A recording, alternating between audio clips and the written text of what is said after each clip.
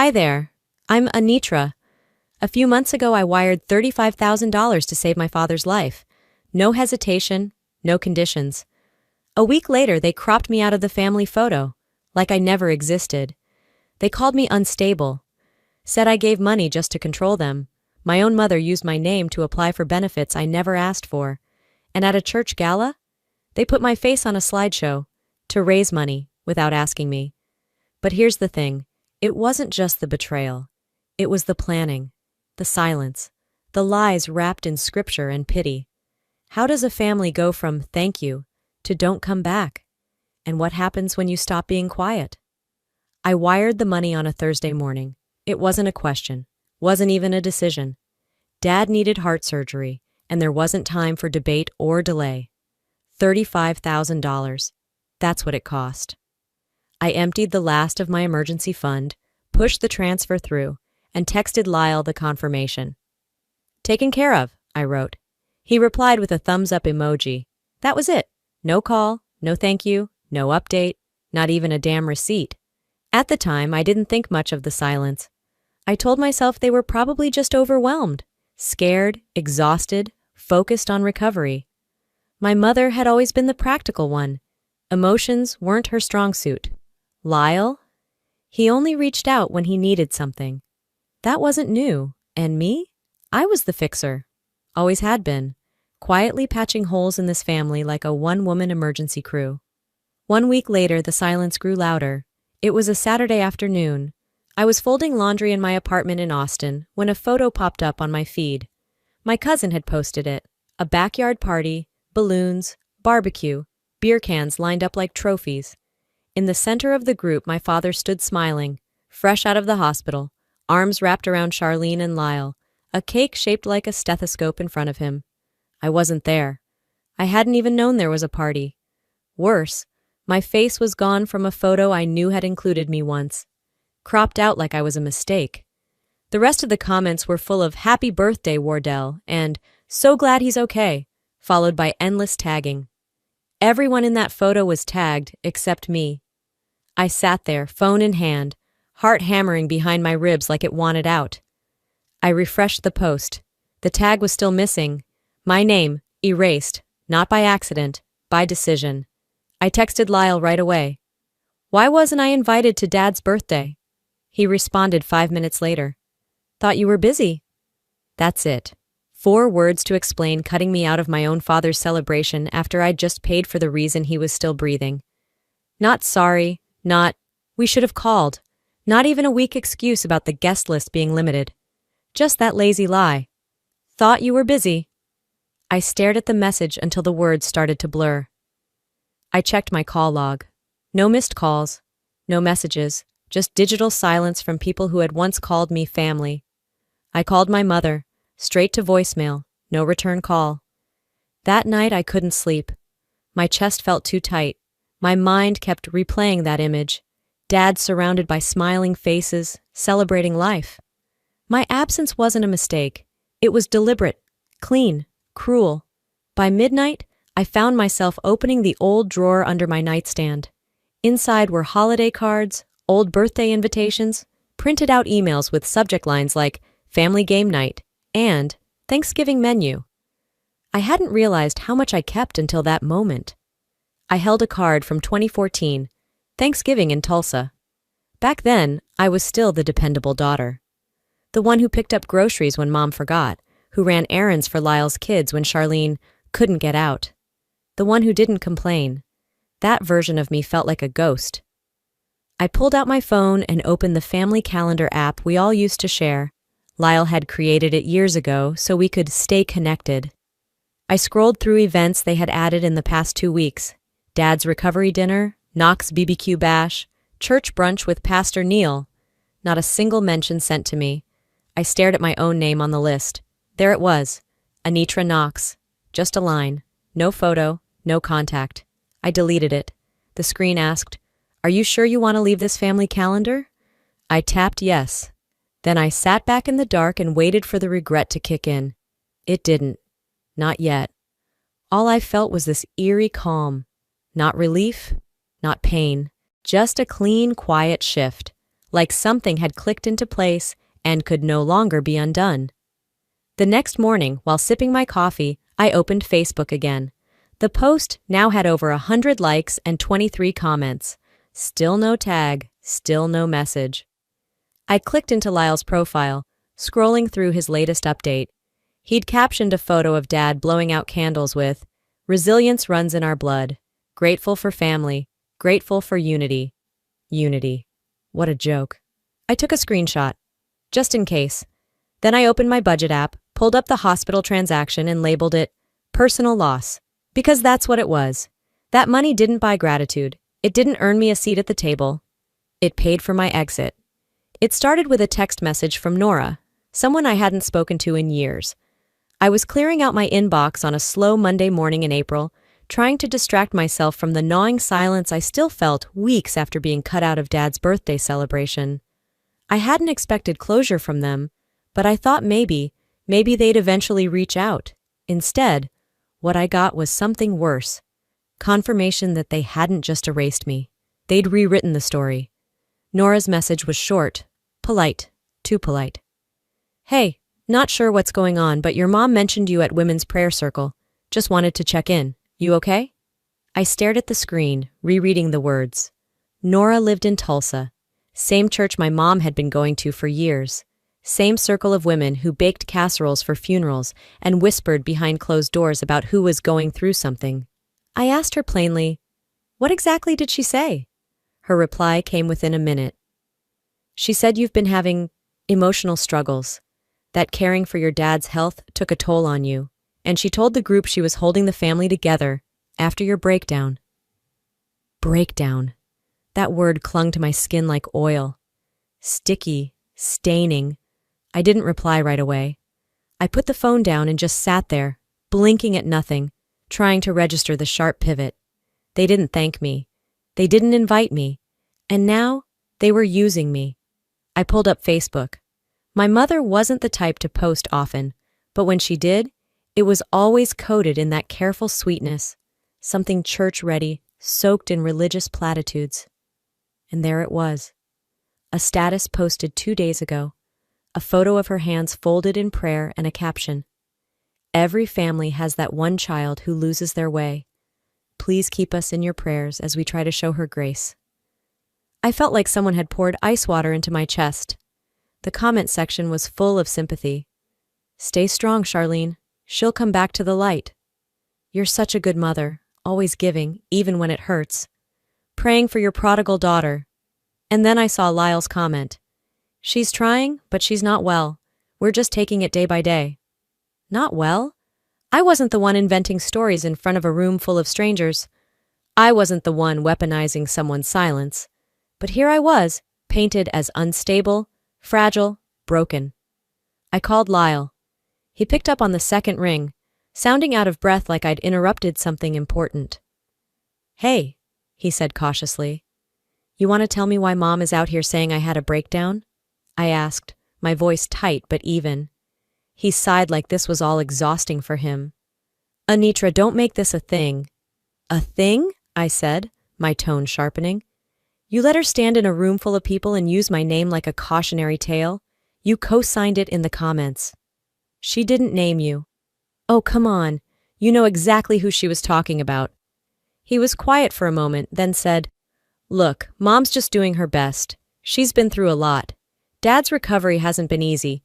You pulling away didn't help." "I didn't pull away. You pushed me out." "You're being dramatic." That word again. Dramatic. The go-to label for women who refuse to be walked over. "I paid for his surgery, Lyle," I said, voice low but unshaking. $35,000, and you all ghosted me. Then you turn around and say I'm unstable?" He didn't reply. So I hung up. No screaming, no threats, just a slow, definitive click. Later that night, I sat at my desk, opened a new folder on my laptop, and labeled it Truth Archive. Inside it, I saved screenshots of the prayer post, the comments, Nora's texts, and Lyle's reply. I backed them up on a flash drive too, not because I planned to go nuclear, not yet, but because I knew what this was. It was a pattern. People like them, people who operate behind a curtain of righteousness, don't need facts to destroy you. They just need repetition and silence. So I started building my own record. If they were going to rewrite the story, I was going to keep the receipts.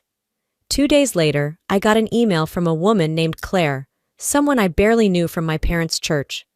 The subject line simply read, "Thinking of you." Inside it said, "I heard what your family's going through.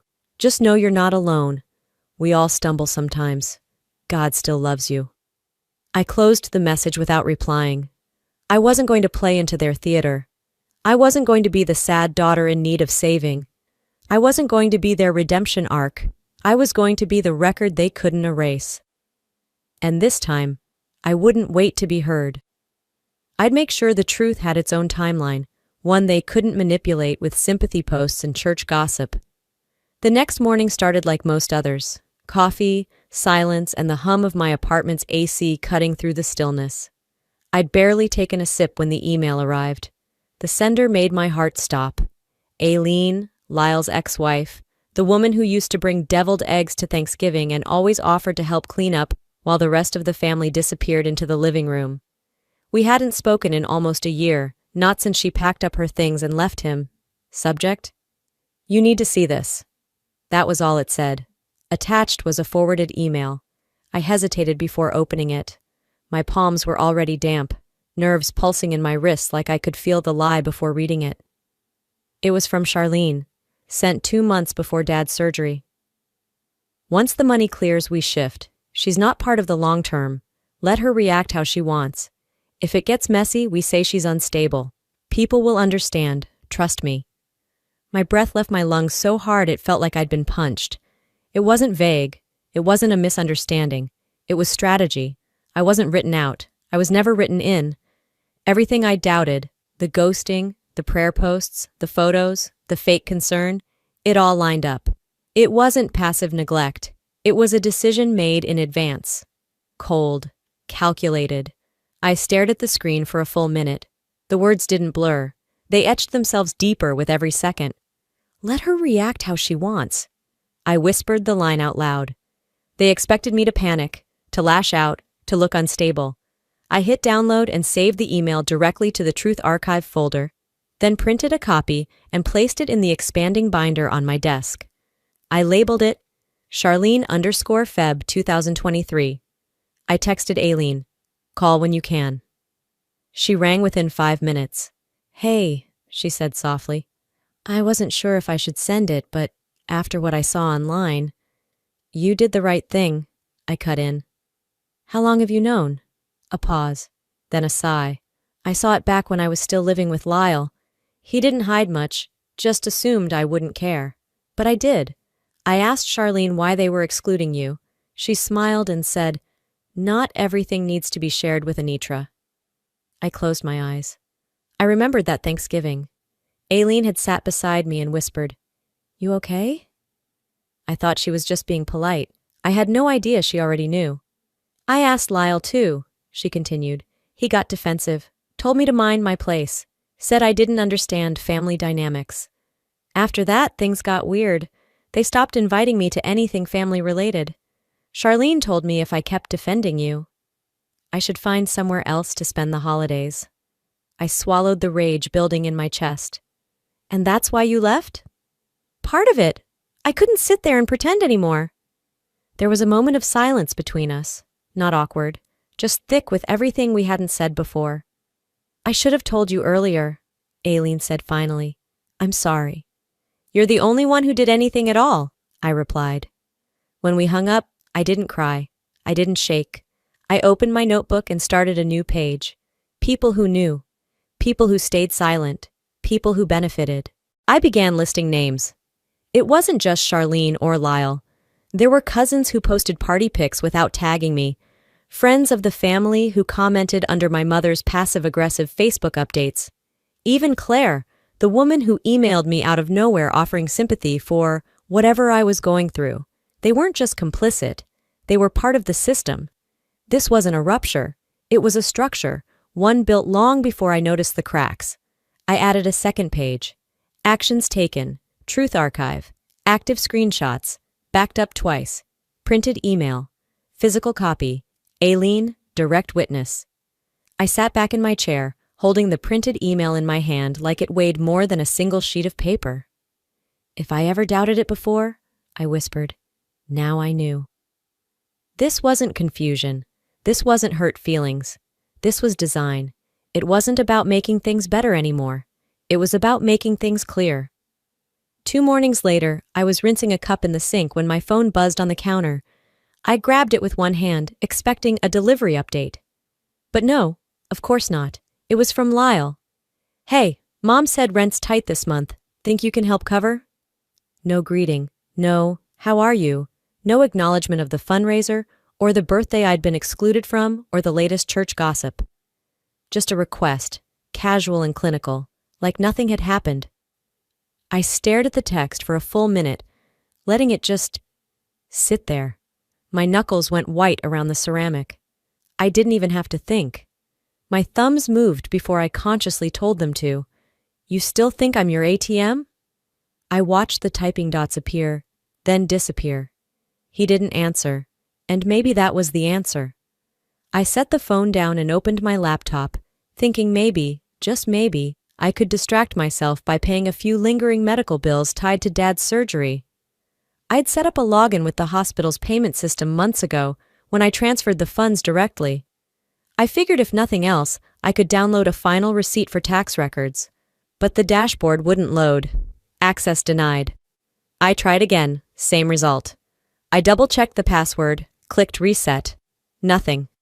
Frustrated but calm, I picked up the phone and called the hospital billing office.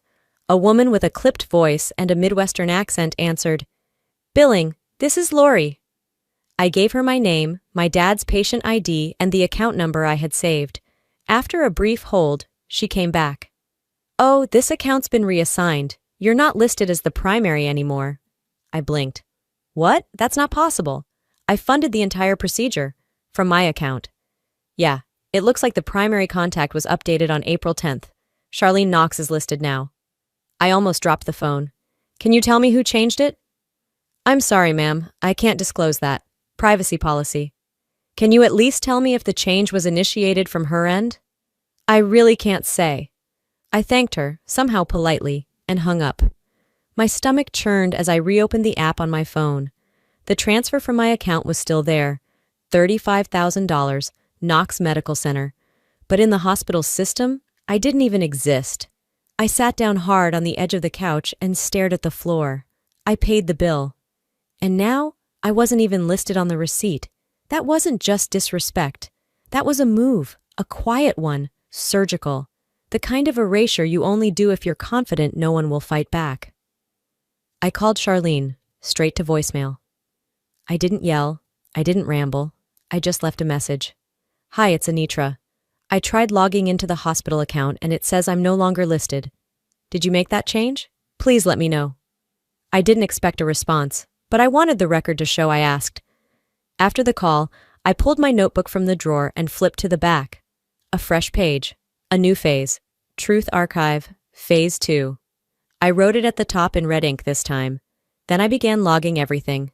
The date of Lyle's text, the blocked hospital login, the call to billing, the voicemail to Charlene underneath it. I wrote one line in all caps. "They don't just want my money, they want my silence."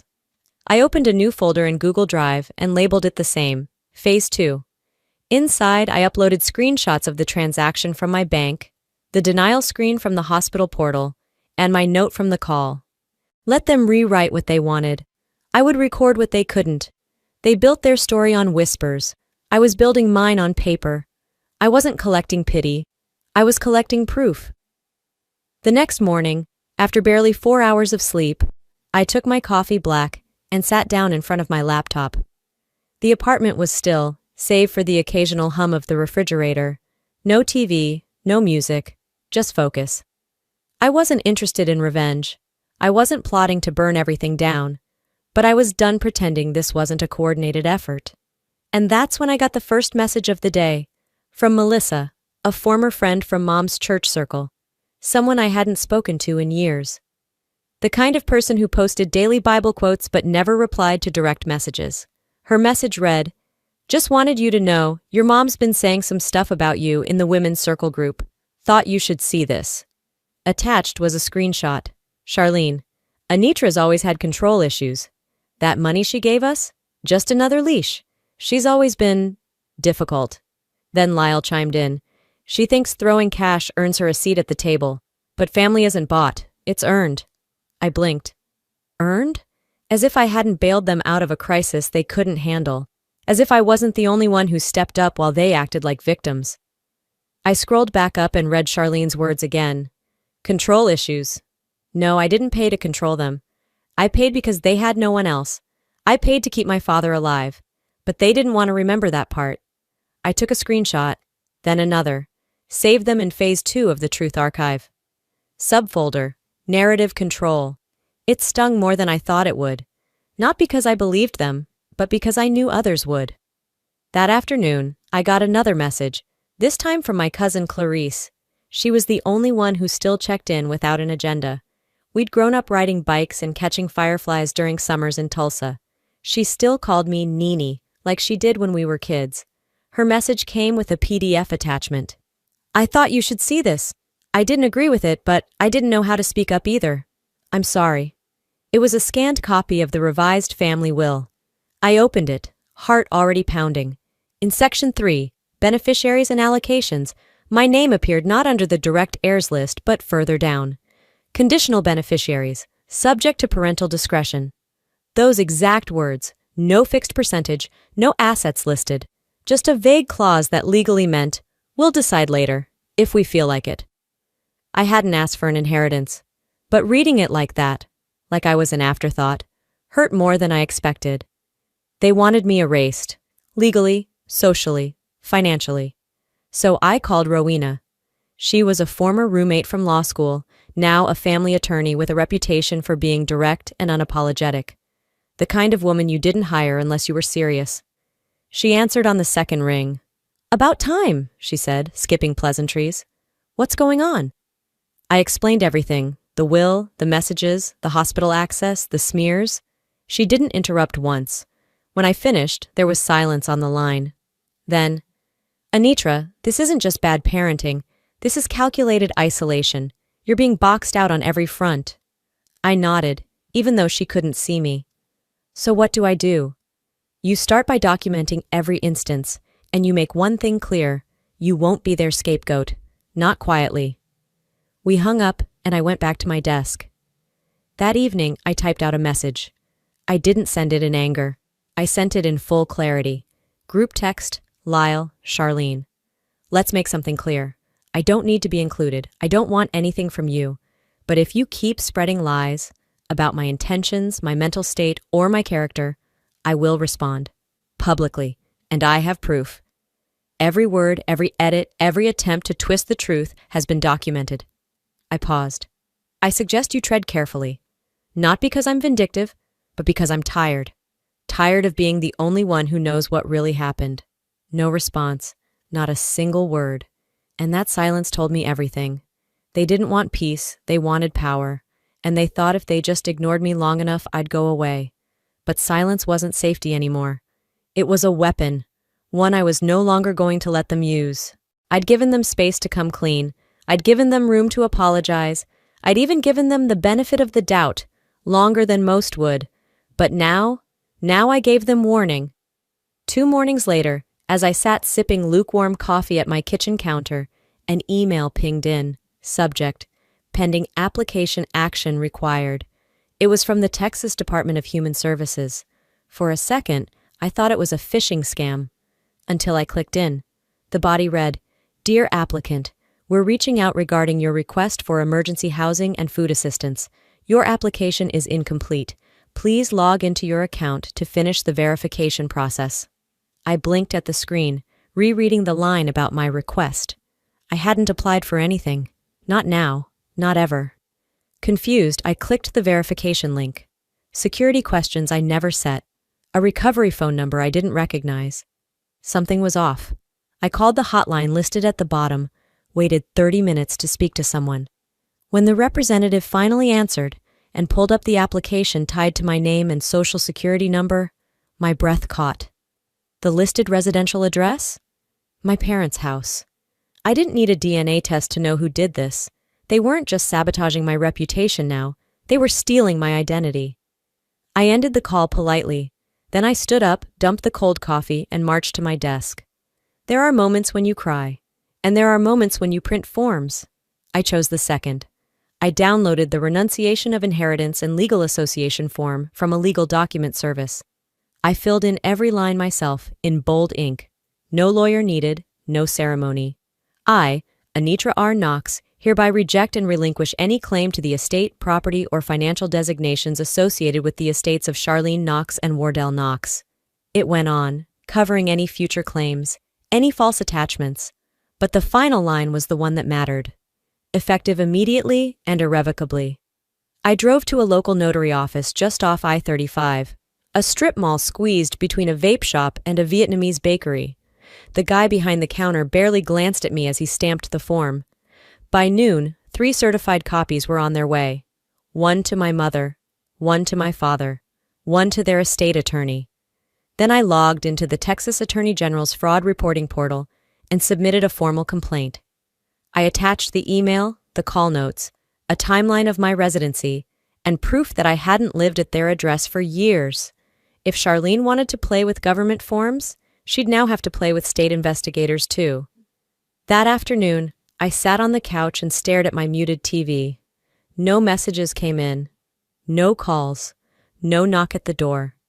But for the first time in this entire disaster, I didn't interpret the silence as rejection. I wasn't waiting for them to explain anymore. I had made my own exit, and I didn't feel small. I felt intact. I called Rowena later that day, told her everything.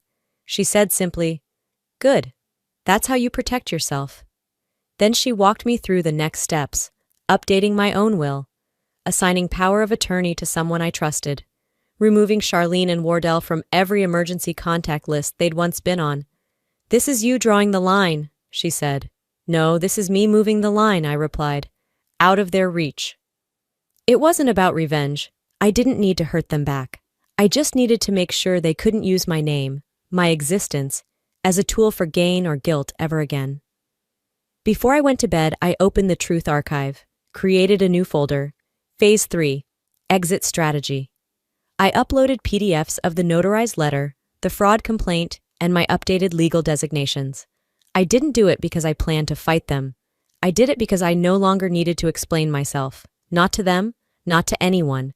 They could twist every memory, burn every bridge, lie through their teeth at the next church fundraiser. I was done handing them rope. I had cut myself loose.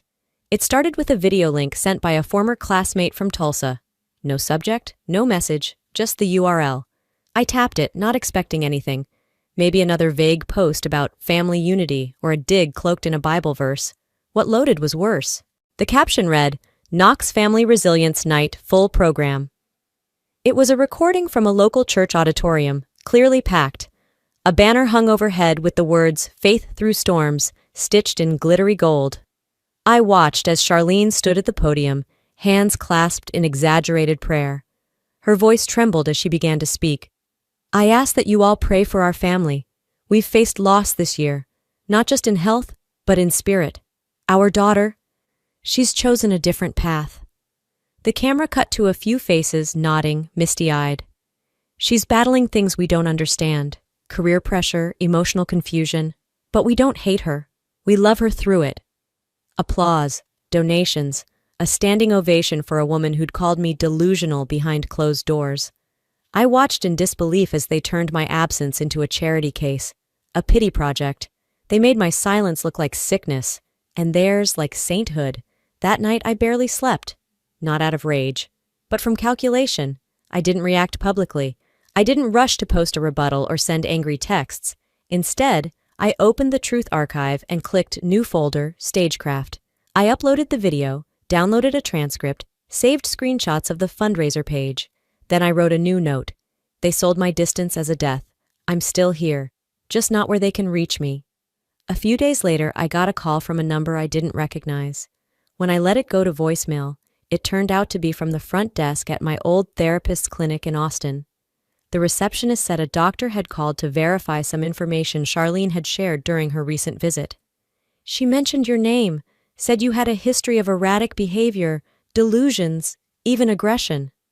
I froze. She was trying to stain my record, to leave a paper trail of instability. If that note made it into a file, it could resurface in a background check, a job screening, or worse. I thanked the clinic for letting me know, then hung up and added a new tab to the archive. Medical defamation. Still, I didn't pick up the phone to scream at her. Instead, I called Rowena. Calm, clear. She paused, then said, "You know we could move this forward now."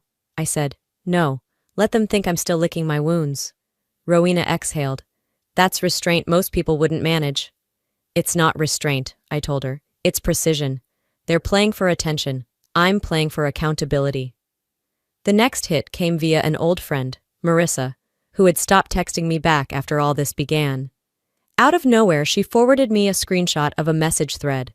"Lyle, I'm telling you, she's not in a good place. Be careful. I wouldn't engage. She lashes out when cornered." Another message. "She's paranoid. We love her, but it's best to keep space." They were painting me as a threat, not just unstable, dangerous. I scrolled through Marissa's message again, trying to feel hurt. But all I felt was clarity. This wasn't just a smear campaign anymore. It was isolation warfare. Keep her out of the room. Keep her out of the photos. Now, keep her out of people's lives. They were cutting me out of the narrative so completely that if I ever reappeared, they could pretend I was the villain crashing the story. So I did the only thing I could. I documented it all. Private Google Drive folders weren't enough anymore. I encrypted everything onto 2 hard drives, one for me, one with Rowena. Then I started drafting a formal statement. Not for Facebook, not even for the press, but for court, if that ever came. It wasn't angry, it wasn't emotional, it was factual. This happened, on this day, at this time, to this woman, me. The more they spun their lies, the quieter I became. Not because I was weak, because I was preparing. Let them cry on stages and whisper in clinics. Let them weaponize pity like a sermon. I wasn't going to match their drama with noise. I was going to end it with facts. The invitation didn't come directly. It slid into my inbox through a forwarded email, a glossy newsletter from the Knox Foundation. Bright, over-designed, crammed with pastel gradients and serif fonts pretending to be elegant. The subject line read, "An evening of gratitude and community healing." I didn't have to guess who they were trying to heal. The event was held at the downtown Tulsa Convention Center, the kind of place where business expos and cheerleading competitions take turns occupying the same square footage. Tonight, it was transformed, or at least dressed up to feel that way. Soft golds and navy blues hung from fabric drapes. Folding chairs had ribbons. There were banners fluttering near the ceiling that read things like "Family First," "Faith over Fear and Broken," not lost in curly fonts that looked like they belonged on church bulletins. I didn't RSVP. I didn't check in at the front desk or pin a name tag on my chest. I showed up, quietly, without warning, just to see what kind of theater they were staging this time. Rowena came with me. She didn't speak, didn't offer sympathy, just walked beside me with her briefcase in one hand and her phone already unlocked in the other. Always ready. From a distance, we blended in. 2 more professionals in understated cocktail dresses, heels clicking on the concrete, faces neutral. A few people glanced our way but didn't recognize us, or didn't want to. Inside, I spotted Charlene immediately.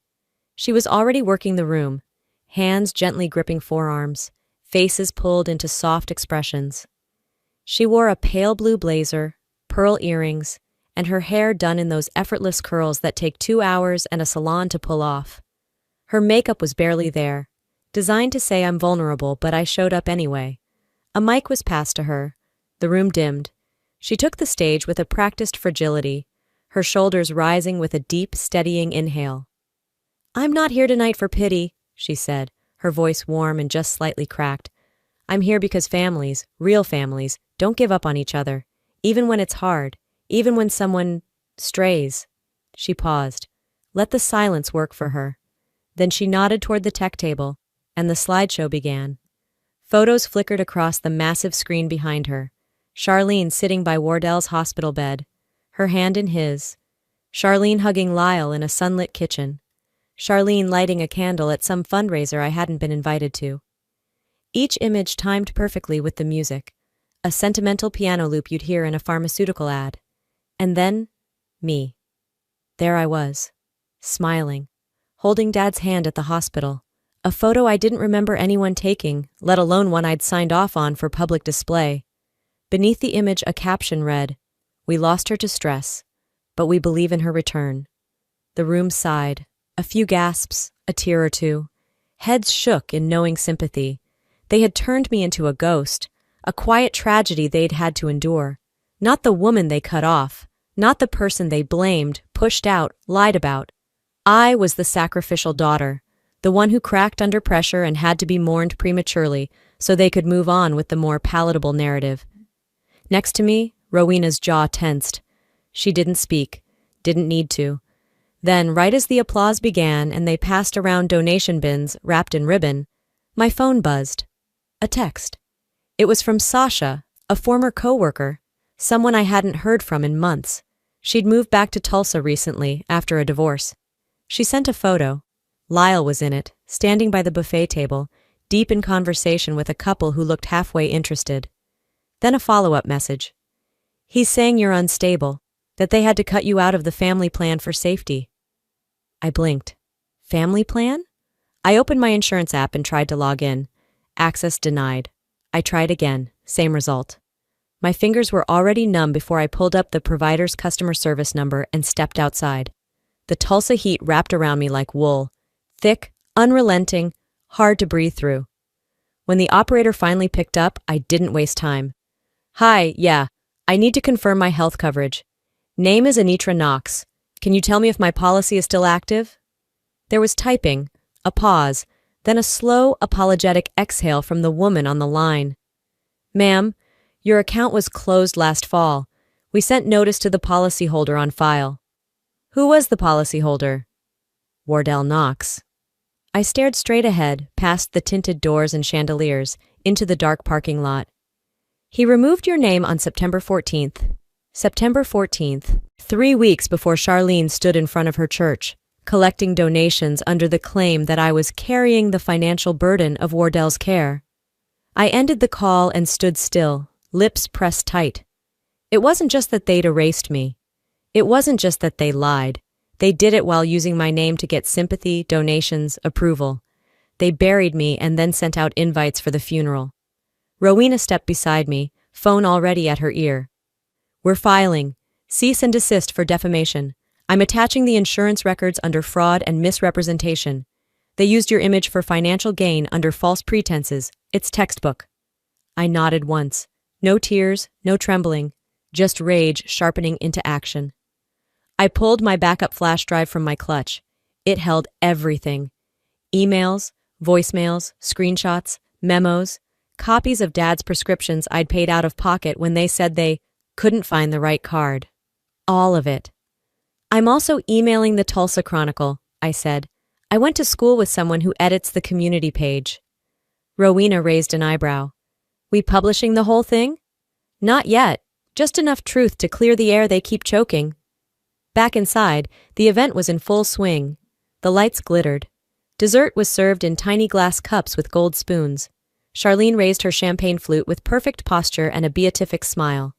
"To restoration," she said, the crowd echoing back the word. I opened Twitter, typed one line. "If you're going to lie in public using my name, expect the truth to meet you there." I hit post. Then I turned to Rowena, slipping my phone back into my clutch. "Let's go." She didn't argue, just gave a small nod. "Next move?" "We wait," I said, glancing back through the open doors. Already the ripple had started, buzzing phones lighting up across the ballroom, faces shifting from joy to confusion to concern. They wanted a show. Now they've got one. The next morning, I didn't check the news. I didn't refresh Twitter. I didn't open my inbox to scan for responses. Instead, I walked to my desk, opened my laptop, and sat in silence while the soft morning sun spilled through the blinds. It was the first morning in months where my hands didn't shake as I typed my password. A notification blinked in the corner. One new message from Rowena. Subject: cease and desist. Final update. Her email was short and clinical, but in its own way, beautiful. Charlene and Lyle have acknowledged receipt and signed confirmation. Your name has been removed from all family-linked documents and materials. The insurance provider has restored your personal record and sealed the fraudulent change. Their attorney responded with no further dispute. That was it. No apology, no retraction, but no more attacks either. It was over. Not because they admitted wrong, but because I stopped giving them places to reach me. I closed the email and leaned back in my chair, exhaling like I hadn't in weeks, maybe months. There was nothing left to burn. Later that afternoon, while clearing spam from my inbox, one message stood out. A name I didn't recognize, Monica R. The subject line, just, thank you. I opened it, half expecting another passive-aggressive dig or veiled sermon, but it wasn't. It was a single paragraph. You don't know me, but I used to work at your mother's clinic. I saw how things were framed. I couldn't say anything at the time, but I watched how you held your ground. You didn't scream or collapse. You just stood. Quiet strength matters. I hope you're okay. Thank you for standing up when others couldn't. I stared at the screen for a long while. Then I moved the message into a new folder I hadn't created until now. Letters that matter. No reply was needed. The thank you wasn't for dialogue. It was for acknowledgement. And after everything I'd been through, that was more than enough. By the following week, I'd started volunteering at a local women's resource center in East Austin. Most of the women were in their early 20s, many first-gen college students navigating paperwork and fear, and 1,000 unanswered questions. I worked with a girl named Giselle, who reminded me of myself at that age. Smart, observant, afraid to take up space. We sat side by side as I helped her edit her scholarship essay. Halfway through, she looked at me and asked, "What happened to your family?" It wasn't nosy, it wasn't judgmental, just a quiet curiosity from someone still learning how truth lives in shadows. I thought for a second, then smiled. They taught me how not to disappear. And that was all I said. Some stories don't need to be replayed in every room. Some truths belong in the vaults we build, not for revenge, but for peace. On my last evening of the month, I returned home after a long shift at the center. I made tea, fed my cat, and sat in my office to review a few notes. On the wall beside my desk, I had replaced the old family photo with something else weeks ago. A print of a sunrise over the Tulsa skyline. No people. Just morning light over a place that held too many endings and not enough beginnings. I looked at it as the sky outside turned the same color. Then I opened my journal and wrote one final entry under the tab labeled Exit Strategy. Not all bridges are meant to be rebuilt. Some are meant to remind you where not to return, but forward, that's where the light is. And with that, I closed the journal. Not a door slammed, not a grudge carried, just a page turned. Maybe you've been there too, the quiet black sheep, the one who gave too much, forgave too often, and stayed too long.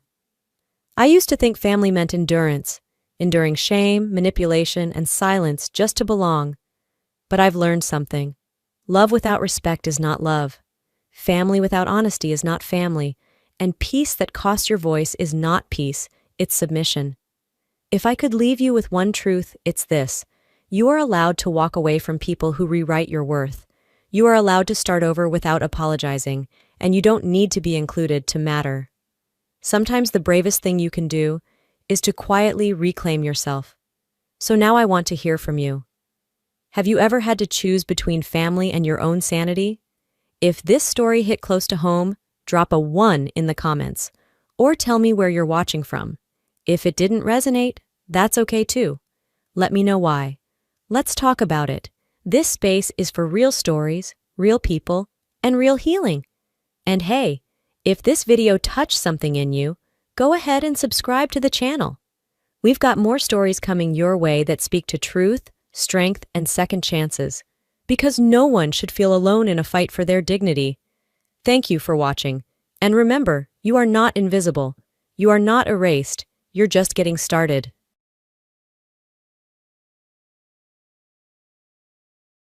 As long as Jessica is living in this house, I don't need you anymore. I won't support you using Jessica's money. Leave right now. I always felt like my mother didn't really care about me.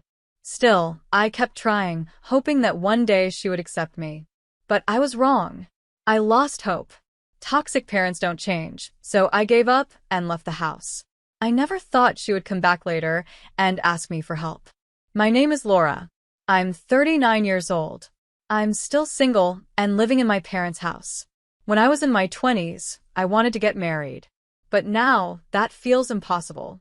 One big reason is my poor health. I don't have any serious illness, but I often feel sick from small things. I catch colds easily and often get high fevers. Because of this, I can't work full-time. I can only manage part-time jobs, but even then, I sometimes have to take time off when I get sick.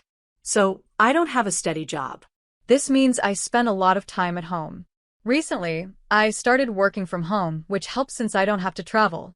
But my mother thinks I'm just locking myself in my room. Since we live together, it's hard to tell her to stay out of my business. Because I can't work full-time, I'm thankful I can still live at home. So, I try to put up with her rude comments and stay patient. Even though I live here, I still pay for the utility bills and the property tax. I also cover repair costs for the house. I don't pay for all the groceries, but I do help a lot with the food costs. My father died 4 years ago, and since then, I've taken on these responsibilities so my mother doesn't have to. I also do most of the housework. When I'm feeling sick, I ask for help, but usually I'm the one cooking, doing laundry, and cleaning. Still, my mother complains. She says things like, "How long do I have to take care of a daughter like this at home?" "I didn't raise you to be like this," my mother often says with a look of disapproval on her face. Even though I'm over 31 now, I know it must be hard for her to have me still living at home. But I pay for most of the living expenses and take care of everything around the house when I'm feeling okay. Sometimes I wonder if she really needs to complain so much. I would think her life should be a bit easier now. My father didn't leave us much money, just this house. The pension my mother started getting in her 70s isn't much either. Still, she's able to buy what she wants and enjoy her retirement because of my support. Is it selfish for me to wish she'd see that and appreciate it more? She often says loudly so I can hear, "Why did Jessica leave this house, and why are you the one still here?" I wish Jessica would come back. Jessica is my younger sister, 4 years younger than me. She's healthy, pretty, and smart. My mother is proud of her and loves to show her off to others. She always compared me to Jessica and clearly favored her. The way she treated us was very different. Our clothes, our meals, even how she spoke to us. To her, it was like I didn't exist. Jessica was her only daughter in her eyes. Even with all that, I didn't rebel. The reason I stayed calm and kept going was because of my father. He would stand up for me and gave me the love that my mother didn't. If he hadn't been there, I don't think I would have made it this far. After he died, my mother seemed lost and started to rely on me. So, even though I wasn't in good health, I worked hard to take care of the house and support her. But now that she's back to her usual self, it feels like all my efforts mean nothing. Almost every day, she asks me, "When are you leaving?" I often think about moving out and living on my own. But then my mother says, "Make sure you send money home every month. You owe me for all the care I gave you." When she says that, it becomes hard for me to leave. She also says, "Even after you move out, you still need to come back and do the house chores. You're not married and have lots of free time, so it shouldn't be a problem." Living alone, while still sending money home and doing housework here, feels impossible. Hearing her complain every day makes my health worse. But even then, I can't seem to leave her. So, in the end, I just live each day feeling hurt by her words. One day, my younger sister came to visit. She brought her 7-year-old daughter with her. I thought they were just visiting after a long time. But then she said something that shocked me. "Starting today, we're going to live here." "What happened?" I asked. "I got divorced and moved out," she replied. "You got divorced?" I was surprised. "That's what I just said," she answered. Living together brought problems. The condo is in my husband's name, so I can't stay there anymore. There were probably a lot of reasons why my sister suddenly got divorced and left her home. She said, "I can quit my hospital job, but there are many other hospitals that need doctors. We'll pay for our own living expenses, so it's fine. Jessica is not only pretty but also very smart. She became a doctor. I'm sure she won't have any trouble finding another job." She added, "I'll be busy working, so I won't be home much.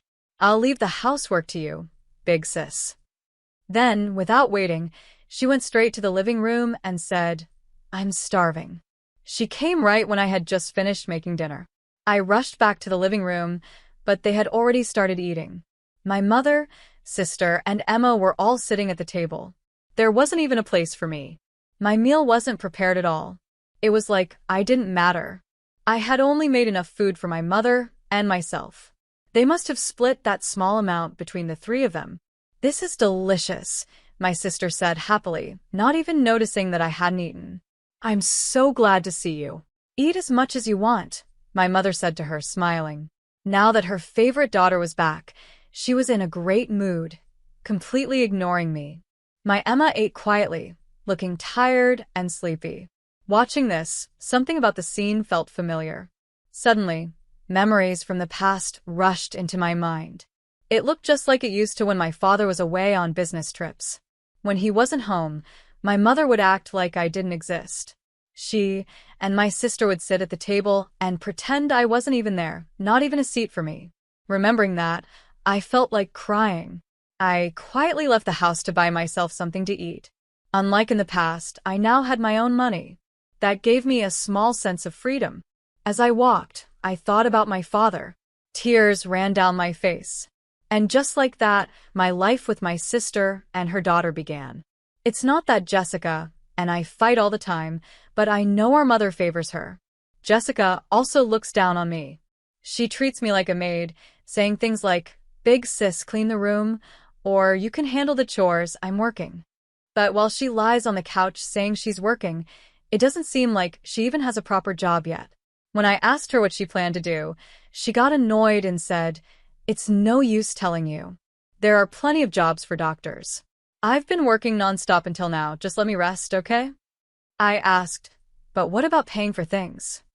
"You're so annoying. I'll pay you back once I start working.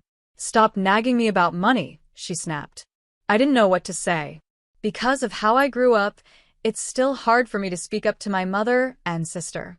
I can't rely on my mother's small pension, and my sister only says she'll help later. Right now, she pays for nothing. So I end up covering all the living expenses alone. I also do all the housework, while they both just lie around. I thought about enrolling my Emma in kindergarten, but they said, "She'll be in elementary school soon. Big sis can just play with her at home."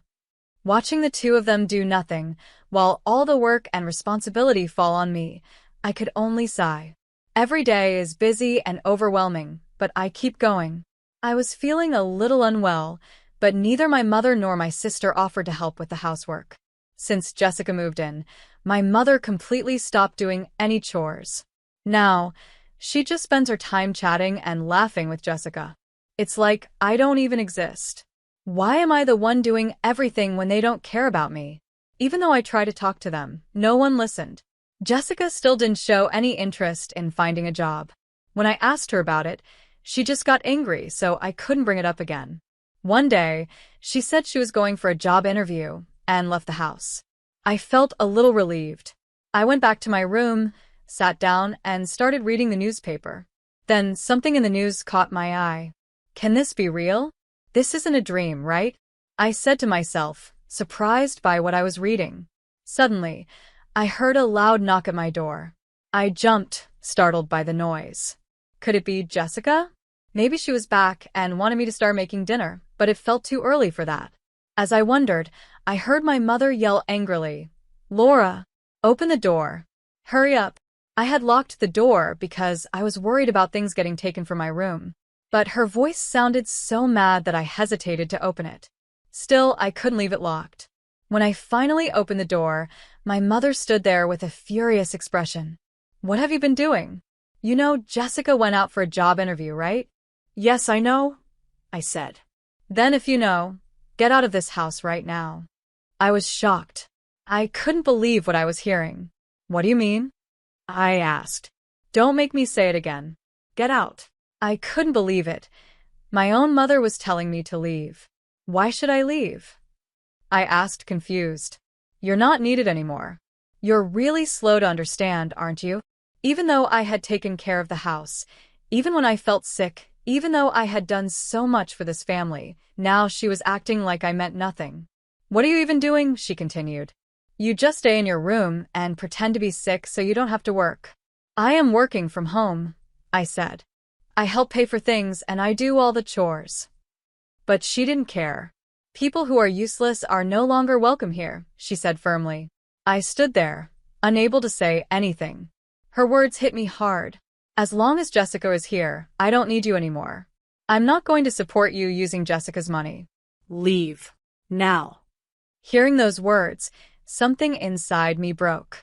Everything I had done meant nothing. Both my mother and sister could throw me away so easily. Finally, I understood. I came to a realization, or maybe it was more like something I had known all along. There was no point in hoping my mother and sister would understand me or care about how I felt. Wishing for anything from them was useless. I understand. I'll leave the house, I said. At that moment, I imagined my father's face in my mind. Is it okay to end it like this, Dad? Did I do my best? I asked him silently in my heart. It felt like he gently nodded, as if to say yes. That gave me the strength to make my decision. I would leave the house. Right away. It's a relief, my mother said coldly. I never needed a daughter like you in the first place. But her harsh words no longer hurt me. I was finally going to be free. I had no reason to stay, no regret, and nothing left to hold on to.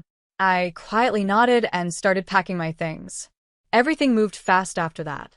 I found a new place to live very quickly, and luckily, it had everything I needed. I signed the rental contract right away and started planning my move. When the moving day came, my mother said, finally, the nuisance is gone. Don't ever come back, and laughed. Jessica also laughed and added, enjoy your poor, lonely life. Don't even think about asking us for money. Family is no different from strangers. I didn't say anything back. I simply said goodbye and walked away from that house. My new life turned out to be much better than I expected. It felt like my old life in that house was just a bad dream. I was living peacefully, without problems. I didn't get sick as often anymore. I still got the occasional fever, but my health was much better than before. Just when I thought these quiet days would continue, I got a phone call from my mother. Laura, can you help me? I didn't know what had happened, but I agreed to meet her. We decided to meet at a cafe near the station. What could have happened? It had only been 3 months since I moved out. Did something go wrong at home? Worried, I walked to the cafe. When I got there, I saw my mother already sitting at a table. What's so urgent? I asked as I sat down. Please, I need your help, she said in a soft voice. Her face looked troubled as she leaned in closer. Explain properly, I said, a little sharper than usual. Maybe she wasn't expecting me to speak so directly, because suddenly she started crying. Jessica has been terrible, she said. I can't live with her anymore, my mother said, almost yelling. She was sniffling and crying. She lied about going to job interviews. She wasn't going at all. What do you mean, lied? I asked, confused. Still crying, my mother explained. Instead of going to interviews, Jessica was going out to have fun. I heard she was secretly meeting a man. What? I was shocked. But my mother kept going. She wasn't even working after she got married. She told everyone she was working at a hospital, but that was a lie. She was seeing another man behind her husband's back. When he found out, they got divorced. Now they're fighting over who will take custody of their daughter. Is that really true? I asked. It's shocking, right? She said. It really was. I never imagined my sister wasn't actually a doctor. But at the same time, something about it didn't surprise me. During the time we lived together, I noticed Jessica always avoided anything difficult and had too much pride. It was hard to believe she could keep up with this stressful life of a doctor. Was it possible she had never worked since getting married? And how did her husband not find out for so long?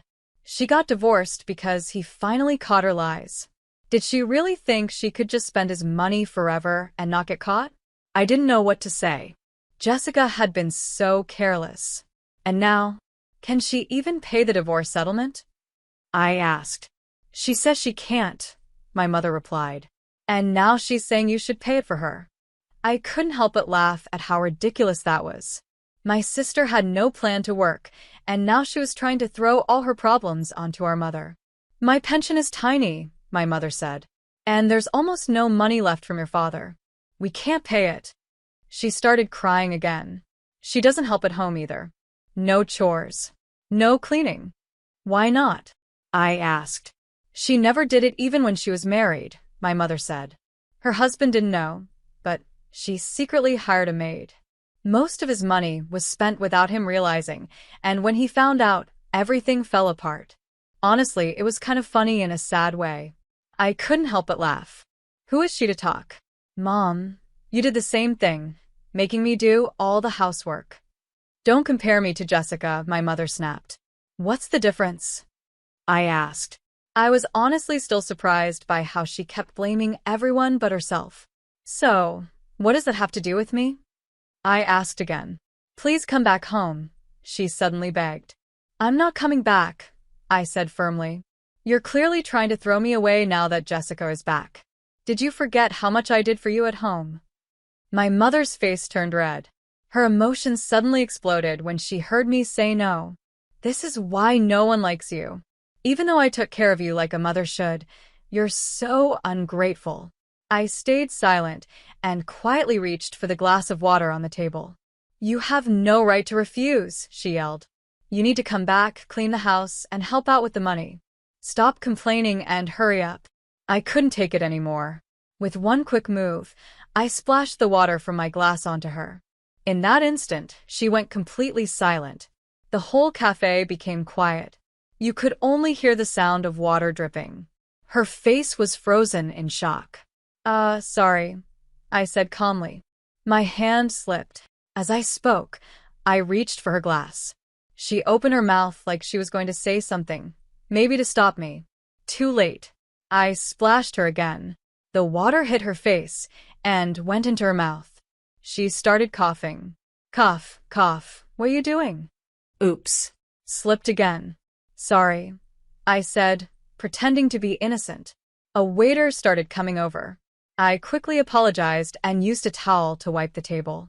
The waiter brought a mop and cleaned the floor. After saying sorry again, I turned and looked at my mother. She was still staring at me, shocked and speechless. I tossed the towel I was holding onto her. Why don't you wipe yourself off? I said. What's wrong with you? I'm soaked. I could catch a cold like this. So, what if you catch a cold? I said coldly. What did you just say? That's how I always felt, I said. I was always cold. I was always shaking inside. She kept shouting, but I didn't back down. I raised my voice too, refusing to let her overpower me again. The cafe went quiet once more. I felt a little bad that it had turned into a scene, but I knew I had to say what I needed to say. I lowered my voice, looked my shocked mother in the eyes, and began to explain. When I was a child, I always had to bathe in cold water. I could only use small towels, and using a hairdryer was not allowed. I was always shivering. Even after I grew up, nothing changed. Things were a little better when Dad was home, but when he wasn't, it got even worse. And after he passed away, you know exactly what happened. You still only let me use small towels. You never let me use a hairdryer. No wonder I was always sick. That's the truth. But since I started living on my own, I haven't been sick even once. At first, I thought it was just because I wasn't stressed anymore from living with you and Jessica. But now I understand. It wasn't just the stress. The real cause was you. Who would want to return to a home with someone like you? I said. I took care of you all these years. So, of course, you should listen to your parent, she snapped. Like I said, you didn't take care of me at all, I replied firmly. She started to stumble over her words. I don't remember you raising me. It was Dad who raised me. If it weren't for him, I wouldn't be here today. What you did wasn't care, it was abuse. That's not true, she said. After Dad died, I worked hard for 4 years. I did all the housework, even when I was sick. Did you ever once care about my health? It's because of me that you were able to live comfortably, she tried to argue. No. It was thanks to me, Laura. That's why I'm not coming back, I said. I understand, but still, she began again. At that point, I knew the conversation was going nowhere. I stood up from my seat. Wait, we're not done talking. Living alone is hard. We could live together, she said, trying one last time. I forgot to mention something, I said, cutting her off. Then I showed her a photo on my phone. What's this supposed to mean? She asked. Look closely, I said. It's a luxury apartment. So what? That's my home. What? My mother stared in shock. That's your place? There's no way you can afford that. Actually, I won the lottery, I told her. What did you say? I always thought my life was miserable, but I guess God didn't forget about someone like me who kept trying to live honestly. Do you remember the day you told me to leave the house? That very day, I saw the winning numbers in the newspaper. I paused and smiled. I thought, can this really be true? Is this a dream? But it wasn't. With that money, I bought this apartment. I still have plenty of money, but I'm saving it carefully and paying for my own living expenses. I don't worry about getting sick anymore, and I'm able to work now. It's only been 3 months, but that was enough for my life to change. My mother had no words. So please, I said, don't contact me again. I have no intention of ever meeting you or Jessica again. Goodbye. As I turned to leave, my mother quickly grabbed my arm. Wait, she cried. I'm sorry for everything. Please don't leave me. I looked at her and smiled. Jessica once said that family is really just strangers. So to me, you are now a stranger too. With those words, I walked out of the cafe. My mother was left in shock, completely speechless. A few days later, my mother called again. Let me live with you, she demanded. I said no right away. Then Jessica contacted me. I'm having a hard time with Mom, she said. You should come back, take care of the house, and help with money. I turned her down too. Family is just strangers, right? I said and hung up the phone. Then I blocked both of their numbers. Later, I heard from some relatives that Jessica is still unemployed. She ran out of money to go out and now just stays at home. My mother, who never liked doing housework, let the house become messy. Eventually, my Emma was taken in by her father. With no money left, my mother had to sell the house. It was old and in the countryside, so the land didn't sell for much. My mother and sister moved into a rundown apartment with the little money they had left. But it didn't last long. My mother began asking relatives for money, but even they cut ties with her. Now, she lives a lonely and poor life with Jessica. My sister still refuses to work, probably because my mother spoiled her too much. As for me, I'm completely free now. My life is peaceful. My health is good, my work is going well, and I'm finally happy. Recently, something new happened in my life. Would you consider dating me seriously with marriage in mind? A kind and sincere man asked me. Now, we're in a relationship and we plan to get married next year. I'm going to be happy now, I said to a photo of my father. And in that moment, it felt like he smiled back at me.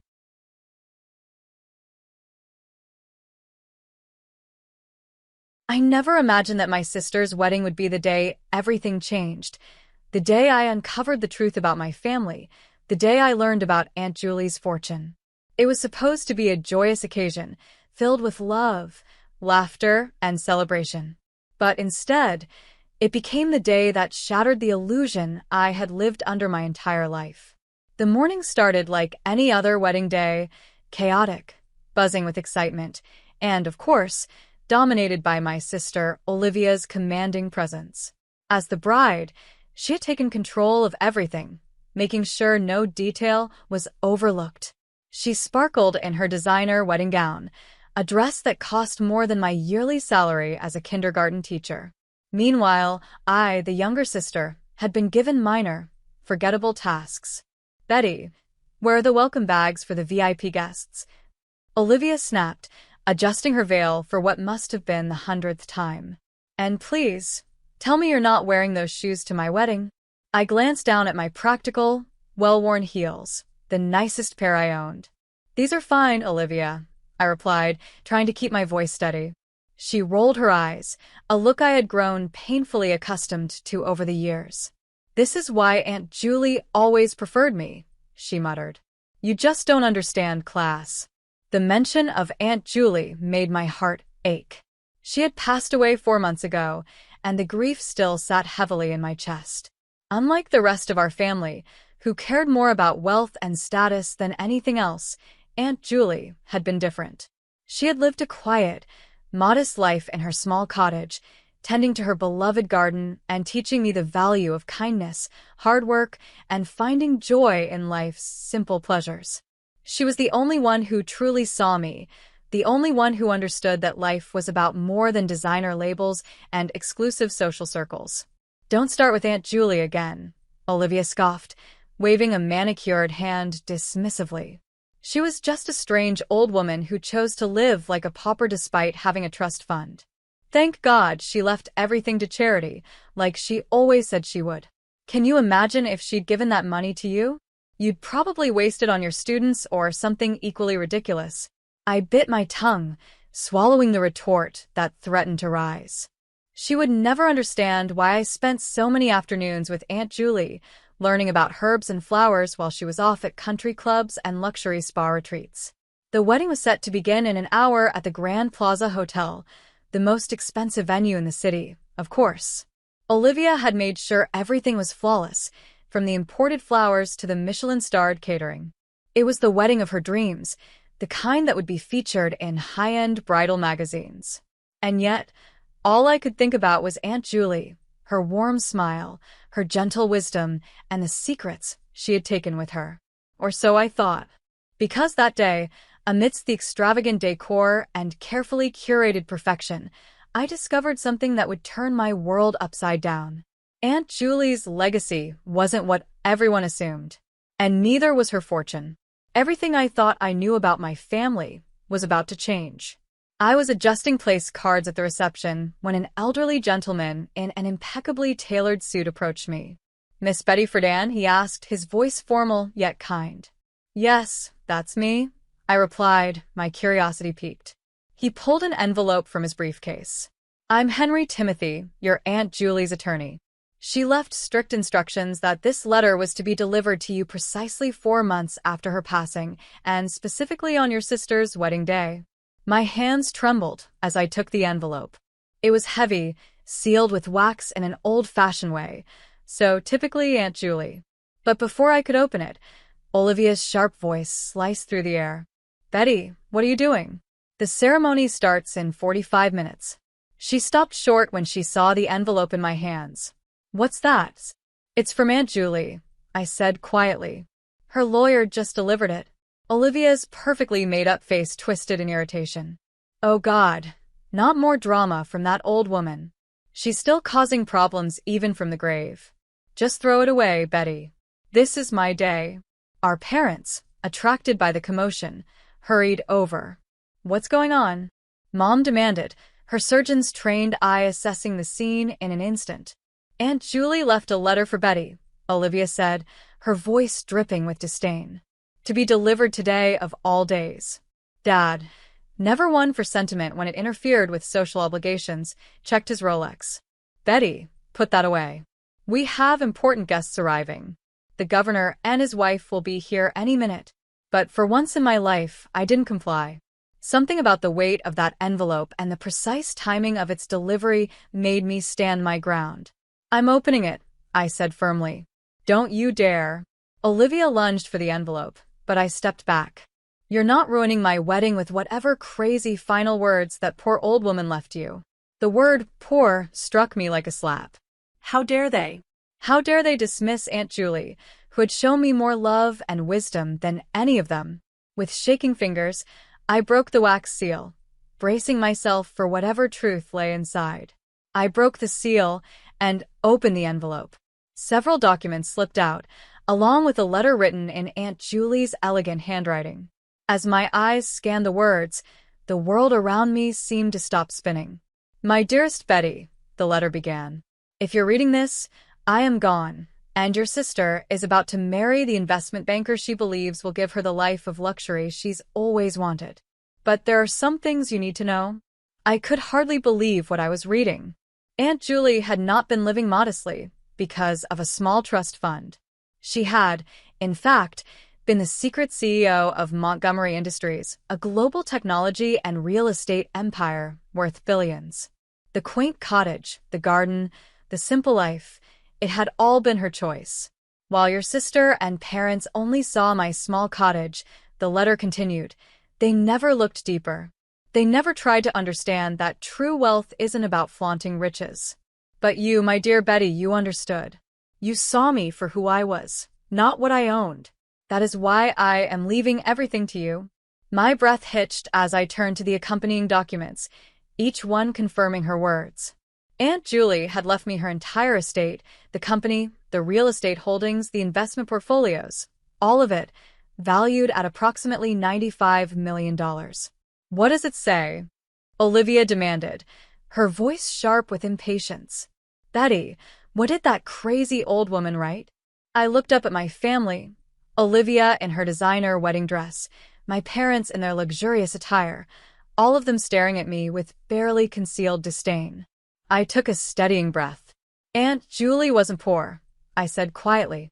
She was the CEO of Montgomery Industries. And she left everything to me. The silence that followed was deafening. Olivia's face turned from red to pale white. Mom's champagne glass slipped from her fingers, shattering against the marble floor. Dad stammered something about family obligations and sharing wealth, but I wasn't listening anymore. I carefully folded the letter and placed it in my purse. Then, without hesitation, I pulled out my phone and ordered a car. Where are you going? Olivia shrieked. You can't leave. I'm about to get married. We need to discuss this. Olivia's voice was sharp, demanding my attention. I turned to her, feeling stronger than I ever had before. No, Olivia.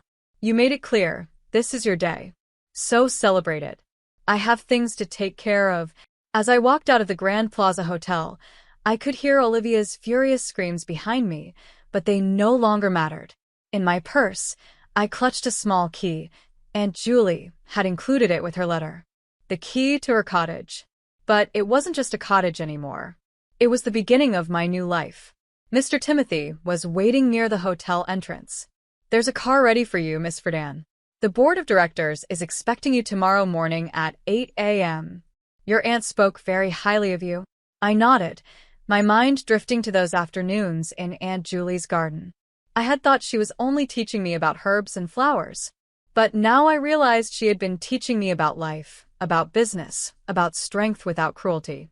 As the car pulled away from the hotel, my phone exploded with messages from Olivia and my parents. I glanced at the screen. 80 missed calls and over 150 unread messages. I turned it off. They'd had years to show me love and respect. Now they had to live with their choices. The car sped towards Aunt Julie's cottage, my cottage now. I took a deep breath, knowing that this was just the beginning of my story. The next morning felt surreal as I stepped into the towering Montgomery Industries headquarters. The security guard smiled warmly. Good morning, Miss Friedan. Mr. Timothy is waiting for you in the penthouse office. My heart pounded as I entered what had been my aunt's office. Now it was mine. Floor-to-ceiling windows revealed a breathtaking view of the city, but what truly caught my eye was the small herb garden in one corner. Even here, Aunt Julie had kept her connection to simple things. Your aunt spent every morning tending to those herbs, Mr. Timothy said, noticing my gaze. She said it kept her grounded, reminded her of what really mattered. Before we could begin reviewing the company documents, my phone buzzed again. Against my better judgment, I turned it back on. Olivia was calling. I hesitated, then answered. Hello. How dare you, she screamed. You ruined my wedding. Half the guests left after your dramatic exit. The governor's wife was asking questions about Aunt Julie and Montgomery Industries. Do you have any idea how embarrassing that was? I sighed, gripping the edge of my desk. I'm sorry your wedding didn't go as planned, Olivia, I said calmly. But even as I spoke, I knew I wasn't sorry. Not one bit. I spoke calmly, channeling Aunt Julie's strength. But I'm not sorry for opening that letter. We're family. Olivia's voice suddenly turned sweet, her manipulative side shining through. We need to discuss this inheritance together. Daddy's already talking to his lawyers. You can't possibly handle a company this size. You're a kindergarten teacher, for God's sake. Mr. Timothy, who had been discreetly listening, handed me a stack of papers. The top document made me smile. Actually, Olivia, I can. Aunt Julie spent the last 6 years secretly training me. All those weekends at her cottage? We weren't just gardening. She was teaching me about business, investments, leadership. She documented everything. There was a long silence before Olivia's true colors showed again. You conniving little snake. You manipulated her, turned her against us. We're going to contest this will, and when we win, you'll regret this. I ended the call and turned to Mr. Timothy. They're going to contest the will. He smiled knowingly. Your aunt anticipated that. Would you like to see what else was in that envelope you haven't opened yet? I carefully unfolded the remaining documents, and my stomach turned. Inside was devastating evidence, proof of every time my family had tried to manipulate Aunt Julie for money. Olivia's secret credit card debt, my parents' failed investment schemes, and the most damning of all, proof that they had attempted to have Aunt Julie declared mentally incompetent 3 years ago to seize control of her assets. She kept everything, Mr. Timothy explained. Every email, every recorded conversation, every legal document. She wanted you protected. The next few weeks were a whirlwind. While my family filed their lawsuit, I immersed myself in running Montgomery Industries. The board of directors, already aware of my secret training, supported me completely. Aunt Julie's executive assistant, Christina, became my right hand, helping me navigate the corporate world. My family's lawsuit fell apart spectacularly. Their lawyers quit when they saw the evidence of their prior attempts to seize Aunt Julie's assets. The judge was particularly unimpressed with Olivia's tearful performance about family loyalty, especially after reviewing recordings of her mocking Aunt Julie's pathetic lifestyle. The final blow came during a settlement meeting a month after the wedding. My family arrived, smug and confident, with a new lawyer, clearly expecting to negotiate. Instead, they found themselves facing the board of directors and a presentation detailing their own financial misdeeds. You've been using Montgomery Industries subsidiary companies to secure loans and credit lines, one of the financial analysts stated, pulling up the records. My parents and Olivia paled as their fraudulent dealings were laid out before them. Olivia's voice wavered. You can't do this. I met her gaze, unwavering. Aunt Julie already did. And now, so have I. With their credibility destroyed and their reputation in tatters, they had no choice but to withdraw the lawsuit.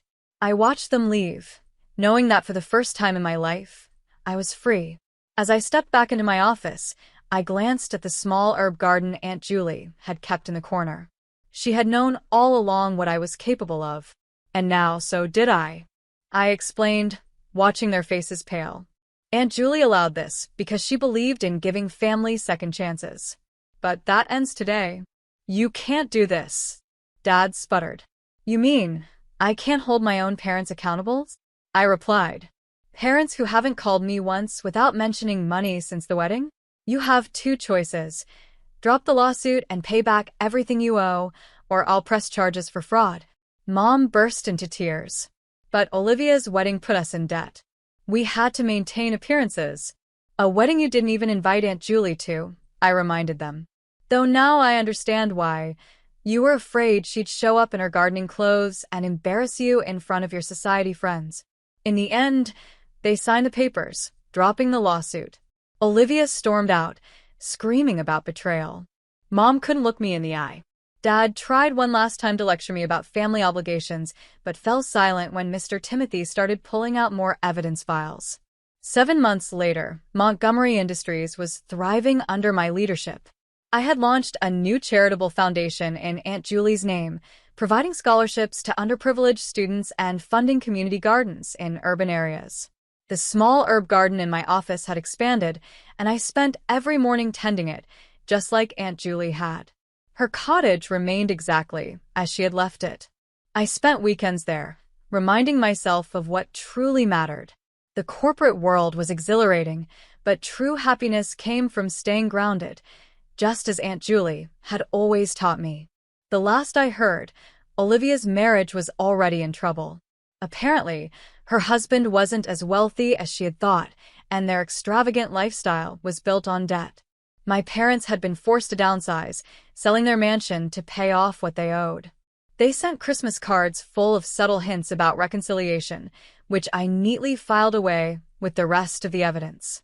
One quiet evening, as I sat in Aunt Julie's cottage garden, watching the sunset, I felt an overwhelming sense of peace. I had chosen a different path from my family, one built on integrity and purpose. And as the sun dipped below the horizon, I knew this was just the beginning. I found an old diary of Aunt Julie's, its worn pages filled with her familiar, elegant handwriting. As I flipped through, my eyes landed on the last entry, and as I read, tears welled up. My dearest Betty, you think I've been teaching you about herbs and flowers, but all along, I've been teaching you about life. In a world obsessed with flaunting wealth, you have discovered the beauty of simplicity. In a family fixated on status, you have remained true to yourself. You are ready now, ready to lead, ready to prove that true power comes not from cruelty, but from kindness. The garden will always remind you, the strongest plants aren't the showiest, but the ones with the deepest roots. I looked up from the diary, glancing around at the thriving garden outside and the empire I now commanded. A smile tugged at my lips. Aunt Julie had given me far more than wealth. She had given me wisdom. And that was worth more than all the millions in the world. The chime of the cottage doorbell pulled me from my thoughts. Christina stood at the doorstep, holding the latest company reports. I invited her in, ready to discuss the day's agenda. But something else caught my eye. Among the neatly stacked documents was a folded newspaper. Olivia's face was on the front page, her once perfect life unraveling as her husband's financial schemes came to light. I sighed, setting the paper aside without reading further. There were more important things to focus on. Herbs to tend, a company to lead, and people to help, just as Aunt Julie had taught me. Because that's what real family does.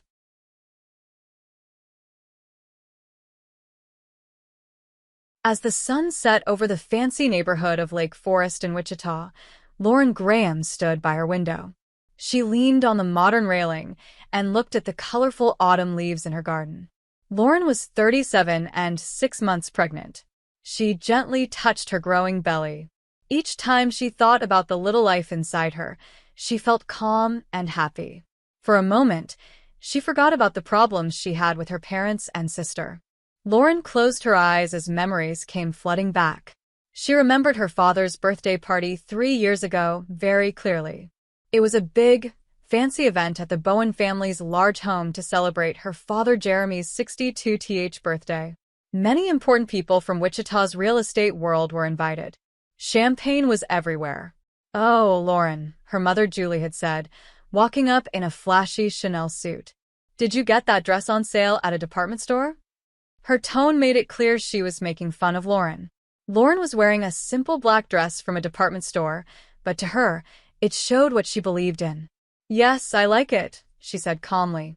"Well, with your husband's income, that makes sense," Julie said loudly so others could hear. "The president of a small real estate company doesn't compare to the people here." Just then, her sister Kelly walked up. She wore a Hermes dress and a real diamond necklace.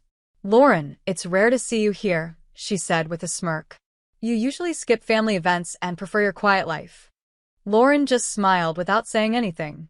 Kelly was a sales director at their father's company, but she wasn't very good at her job. Still, their parents paid her well and let her live in luxury. Later at the party, Lauren heard her father talking to a client. "The future of Bowen real estate is in Kelly's hands," Jeremy said proudly. "She's doing a great job as my successor." Lauren had to smile to herself. She knew Kelly's so-called skills were mostly just throwing parties and making small talk. "Father," Lauren said as she walked up to him. Jeremy's face tensed for a second. "Ah, Lauren," he said with a forced smile. "You came today. Happy birthday." She said something. "Ah," Jeremy replied shortly. "Is Henry working today?" "Yes," Lauren said. "He has an important case." Jeremy gave a sarcastic smile. "Being the president of a small company must be hard." Lauren calmly replied, "It's just a different scale from big companies like yours." As the night came to an end, Julie suddenly turned to Lauren, her face serious under heavy makeup. "I have to tell you something," she said. "It's been decided. Kelly will take over Jeremy's company." You don't get a say. "You left the family path and did things your own way." Lauren felt a chill from those words, but didn't respond. A few weeks ago, for the first time since that party 3 years ago, Lauren visited her parents to share her pregnancy news. But that visit left deep emotional wounds. "Really?" Julie said, surprised. "With how you live, raising a child will be hard." "We're preparing," Lauren said quietly. Kelly added with a smirk, "Your kind of preparing must mean more of that simple lifestyle." "Poor baby."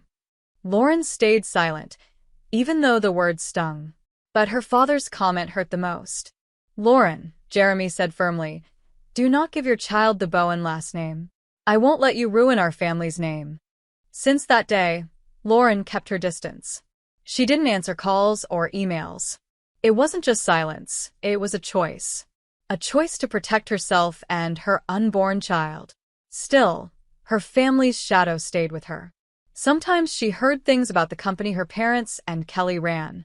It made her uneasy. On the outside, the company looked successful. But inside the real estate world, there were whispers, strange deals, unclear money movements. Lauren didn't know it yet, but those rumors were only the beginning. Deep down, she felt something big was being hidden. She also remembered her mother's harsh words at her wedding. "We were embarrassed. Such a small wedding. What a shame for the Bowen name." Lauren opened her eyes. The memories scattered like autumn leaves in the wind. "Are you feeling okay?" Peter's kind voice came from behind her. He had just finished another long day as the CEO of a real estate development company. Even though Peter was always under pressure at work, he never forgot to check on Lauren first when he got home. "Yes, I'm perfect," Lauren said with a smile, turning around in her plain dress, without any fancy jewelry. Her simple life was very different from the flashy lifestyle of her family. Suddenly, her phone rang, breaking the quiet moment. The screen said, "Mom." Lauren's smile faded.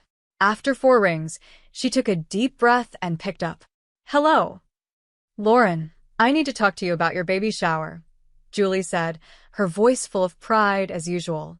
In the background, Lauren could hear spa music and guessed her mother was getting a massage. "Next Friday, I've planned a celebration at Lissandor. Be there at 8 o'clock. Lissandor was one of the most expensive French restaurants in Wichita. Just one dish there could cost hundreds of dollars. The service was perfect, and the place was all about showing off. Lauren frowned. Her family was always like this, obsessed with appearances and what other people thought. "Mom, it doesn't have to be somewhere that fancy," she said. "Nonsense," Julie snapped. "This is my first grandchild. It should be celebrated properly. Or, do you want to keep living your simple little life?" Her voice was full of judgment as always, criticizing Lauren's lifestyle, her marriage to Peter, and every choice she had ever made. Right after the call ended, Lauren got a message from Kelly. "Lauren, make sure you come this time. It's sad how you always avoid us. Mom and Dad are really worried about you." Lauren stared at her phone, a bitter smile forming on her face. Kelly always sounded sweet, but there was always something mean hiding in her words. She looked down on Lauren for choosing independence. Peter gently placed his hand on Lauren's shoulder. "You don't have to go if you don't want to," he said. "You don't need to listen to them." "I'll go," Lauren said firmly. "I'm done running away. Maybe it's time to face it all." That night, Lauren sat in the study, flipping through an old photo album. The photos were from 11 years ago, when she had decided to leave a big company and start her own path. Her parents mocked her, and Kelly chose to stay in the family business. "You won't achieve anything. You'll only bring shame to our family," her mother had said. Those words still echoed in her mind. In the photos, young Lauren looked nervous, but she hadn't given up. That brave choice led her to the happiest part of her life, meeting Peter Graham. Back then, he was just the president of a small real estate company. But Lauren was drawn to him right away, his honesty, how hard he worked, and how he judged people by their hearts, not their money or looks. Her parents and Kelly had never accepted their marriage. What's the point of marrying someone from a small real estate company? Kelly had once mocked. But Lauren didn't care. Peter had worked hard and slowly grew his business. Now, he was the CEO of a large real estate development company. Still, they lived a simple life. They cared about real happiness, not showing off or pretending. "Lauren," Peter said, peeking into the study. "Can you come here? I need to talk to you." His voice sounded serious. Lauren closed the old photo album and stood up, not knowing that what was about to happen would change her life. Lissendor stood tall in Wichita's Gold Coast neighborhood. It was a grand, historic building with an old-time charm. Its 1930s-style design sparkled in the night. As Lauren stepped out of the taxi, she let out a deep breath. She wore a dark blue maternity dress that fit the restaurant's elegant atmosphere. It was 8 o'clock. "Take care," the taxi driver said. "Seems like a place that's not really your style." Lauren gave a faint smile. He was right. This fancy place didn't match her values. But tonight wasn't about comfort. Tonight, she was ready to face her family. As she opened the heavy brass door, warm light from chandeliers created soft shadows on the marble floor. A well-dressed floor manager named Tyler greeted her with a polite smile. "Are you with the Bowen family's party?" "Yes," Lauren said. "I'm sorry," he replied. "Your group has already finished their meal." Lauren's heart skipped a beat. Finished? But the reservation was for 8 o'clock. Tyler looked confused. "No, your reservation was for 6. And in that moment, Lauren understood. It was all planned. They had set her up. She took a deep breath to stay calm. "I'll take you to your table," Tyler said. When she entered the dining area, she saw the leftovers, dirty plates and half-empty wine bottles still on the table. Her mother, Julie, sat there in a fancy Chanel jacket, smiling with fake warmth. Her father, Jeremy, looked awkward in his chair. Kelly sat next to him, smirking while scrolling on her phone. "Oh, Lauren, you finally made it," Julie said, pretending to be surprised. "We've already eaten. We didn't think you'd be so late." "Mom," Lauren replied coldly. The reservation was for 8 o'clock. "That can't be," Kelly jumped in. "It was at 6. I made the booking myself." Lauren quietly pulled out her phone and showed a message from Julie. It clearly said, "Please come at 8 o'clock. "By the way," Julie said, quickly changing the subject, "about the bill. We had to eat since you were late. And we booked this place to celebrate your baby shower."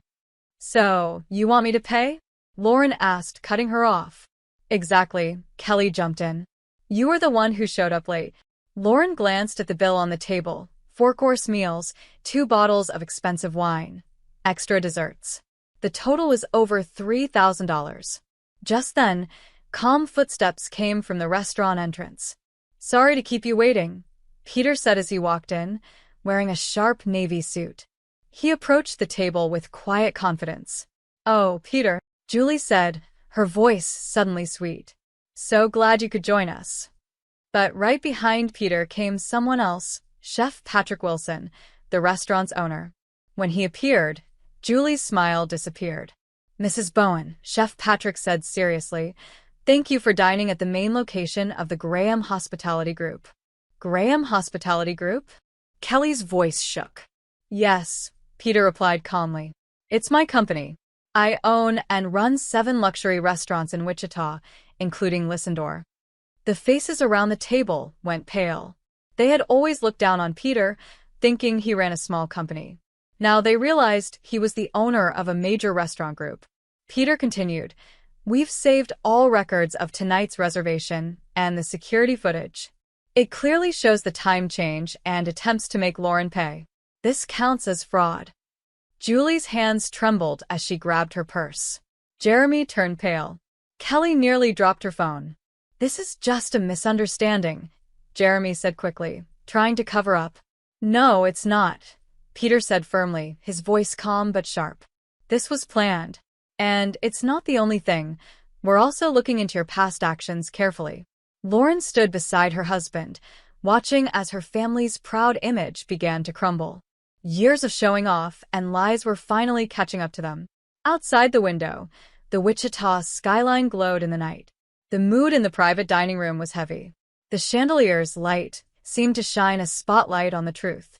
Peter quietly placed a black leather briefcase on the table. There's something you need to see. I want you to see this, Peter said, unlocking the briefcase with a loud click. The sound echoed in the quiet room. Julie's face, heavy with makeup, twisted in shock. Jeremy wiped sweat from his forehead, his hands shaking. Kelly, still holding her phone, sat frozen. These are Bowen Real Estate's transaction records from the past 6 years, Peter said, pulling out a thick file. The contents are very interesting. What are you talking about? Jeremy asked, his voice shaking. Peter held up another document. Fake transactions, false invoices, and here, multiple illegal loans. Lauren gasped. She had no idea her father's company was involved in so much wrongdoing. Peter continued, since the 2009 real estate crash, your company has basically been bankrupt. But you kept pretending everything was fine. You lived in luxury using money from illegal sources. Be quiet, Julie shouted suddenly.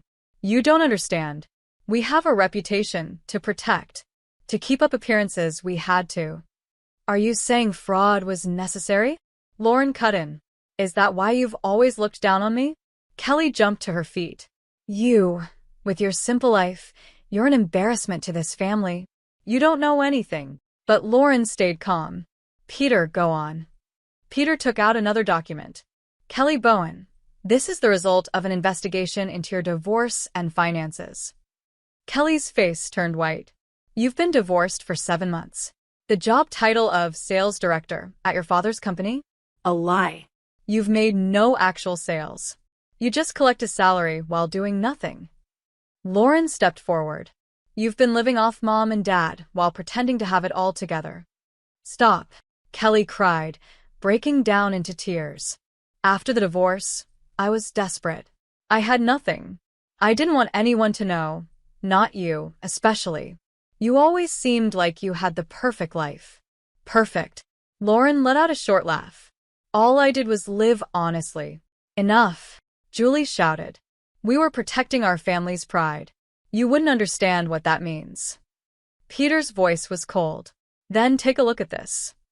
He showed another document. These are records from your personal bank account, Mrs. Bowen. You've been using stolen money from your husband's company to pay for spa visits, beauty clinics, and luxury treatments. Be quiet. Julie covered her ears. You have no right to judge how we live. A newcomer? Peter replied calmly. Maybe. But I built everything I have with honest work, not lies and stolen money. Lauren stood tall. You've all looked down on me for years. But the truth is, you were jealous. I succeeded without cheating anyone. I didn't need to fake anything or pretend to be someone I'm not. Lauren, Jeremy said weakly. We only wanted what was best for you. No, Lauren said firmly, her voice echoing in the room. You lived for your pride, not for me. She gently placed a hand on her belly. And you never truly cared about me or this child. But I will. I won't let this baby grow up in your world of lies. What do you plan to do now? Peter asked quietly. We can take all this evidence to the police. Jeremy turned pale. No, not that. Kelly burst into tears. Please stop. We can't take any more. We've already lost so much. Lost, Lauren said coldly. You've been falling for years. You just refuse to see it. The chandelier light shone harshly on the table, lighting up the stack of documents, proof of years of lies and fraud. You have 48 hours, Peter said firmly. Decide what you're going to do. If we don't hear from you by then, we'll take legal action. Julie reached out to Lauren. Lauren, Surely you wouldn't turn against your own family. We're not family anymore, Lauren replied, her voice calm but final. It's over. She turned and walked out with Peter, leaving the 4 members of the Bowen family sitting in silence. In the elegant private dining room, only the remains of a broken family were left behind. Outside, the Wichita skyline still sparkled in the night, but its light no longer touched their hearts. Sunlight streamed into the quiet courtroom. Lauren, now 7 months pregnant, sat beside Peter in the spectator seats. The room was filled with tension as the prosecutor spoke clearly. The trial for fraud, forgery, and embezzlement against Jeremy Bowen, Julie Bowen, and Kelly Bowen will now begin. The 48 hours had passed. The Bowen family never contacted Lauren or Peter. Instead, they had tried to destroy the evidence, which only made things worse. In regard to the fraudulent actions at Bowen Real Estate, the prosecutor began. The defendants have committed fraud totaling more than $7 million since 2009. Lauren looked at the 4 people seated at the front of the courtroom. Their once glamorous image was gone. Her father looked tired and beaten. Her mother had no makeup on, her face lowered. Kelly clutched a tissue, with shaking hands. More evidence was shown: fake loans, altered financial reports, and the planned setup at the restaurant. Everything was exposed. In addition, the prosecutor continued, Julie Bowen personally misused over $3 million of company money for personal expenses. The courtroom buzzed with whispers. Julie covered her face in shame. Kelly Bowen, the prosecutor said next, reported fake sales numbers, received a salary without working, and lied to gain extra money during her divorce. Kelly's shoulders trembled as she wiped her eyes. The defense tried to explain, they only did this to keep up their social image. Objection, the prosecutor interrupted. Wanting to look successful does not excuse breaking the law. Sustained, the judge said sternly. Peter's witness statement played a key role in the case. He told the full story, starting with the incident at the restaurant and ending with the results of a full investigation that exposed the truth behind everything. Peter carefully explained everything. He described how Bowen Real Estate looked successful from the outside, but in truth, it was broke. The company had been hiding its financial problems with illegal actions. As Lauren listened to Peter's testimony, she knew this wasn't about revenge. It was about doing the right thing. It was time to end the lies and bring out the truth. Later that afternoon, the court gave its verdicts. Jeremy Bowen, 6 years in prison. Julie Bowen, 4 years in prison. Kelly Bowen, 3 years in prison with 5 years suspended. They were also ordered to return the money they had stolen and pay large fines. Bowen Real Estate was shut down. The family mansion was taken, and all their assets were frozen. After the verdict, Julie cried out, Lauren, are you really sending your own mother to prison? You emotionally hurt your daughter for years, Lauren replied firmly. Kelly shouted, Are you happy now, ruining our lives? You ruined your own lives, Peter said calmly. Lauren walked out of the courtroom without looking back. The spring sun lit up the courthouse steps. Are you okay? Peter asked gently. Yes, Lauren said. Now our child can grow up in a world without lies. The streets of Wichita were busy as always, but something inside Lauren had changed. This wasn't an ending. It was a new beginning. For years later, in the quiet neighborhood of Lake Forest, Lauren stood by the window. She watched her 3-year-old daughter Megan playing in the garden. The autumn leaves swirled in the wind, just like they had 4 years ago. But everything was different now. Mommy, look, Megan called, holding up a drawing. I drew flowers. That's beautiful, Lauren smiled. Peter walked in from the study. Lauren, about your mother. Julie Bowen has been released from prison, he said softly. A friend said, she's no longer the woman she once was. Most of her things were taken. Her life now seems very sad. Does that bother you? Peter asked. No, Lauren said. I just think it's karma. She pulled a letter from a drawer. It was from Kelly. She had received it a week ago. Kelly, who didn't serve prison time but lived under a suspended sentence, was now living a quiet life in a small town.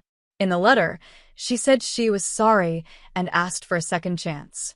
But Lauren didn't plan to write back. Peter gently hugged her from behind. "What are you thinking about?" "That we made the right choice," Lauren said. "We let go of fake relationships and chose real happiness." In the past 4 years, the Graham Hospitality Group had grown even more successful. But Peter and Lauren still lived simply. They didn't need luxury or to show off. Their happiness came from something deeper. "Any regrets?" Peter asked. "Not one," Lauren said. "We chose honesty, and that led us to the life we have now." She looked out the window again, thinking about the long journey that brought her here and how grateful she was for every step.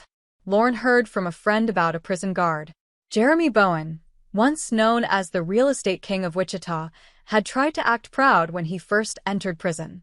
But when he realized he wasn't getting any special treatment, he slowly lost his grip on reality. Every night in his cell, he would mutter, "I'm important, don't you know who I am?" Other inmates started laughing at him. He became a joke behind bars. The Bowen family had chosen a life full of lies and dishonesty, and they paid the price for it. But Lauren had chosen a different way, one built on honesty and doing the right thing. That path brought her real happiness. Now, with a peaceful heart and hope for the future, Lauren felt truly content.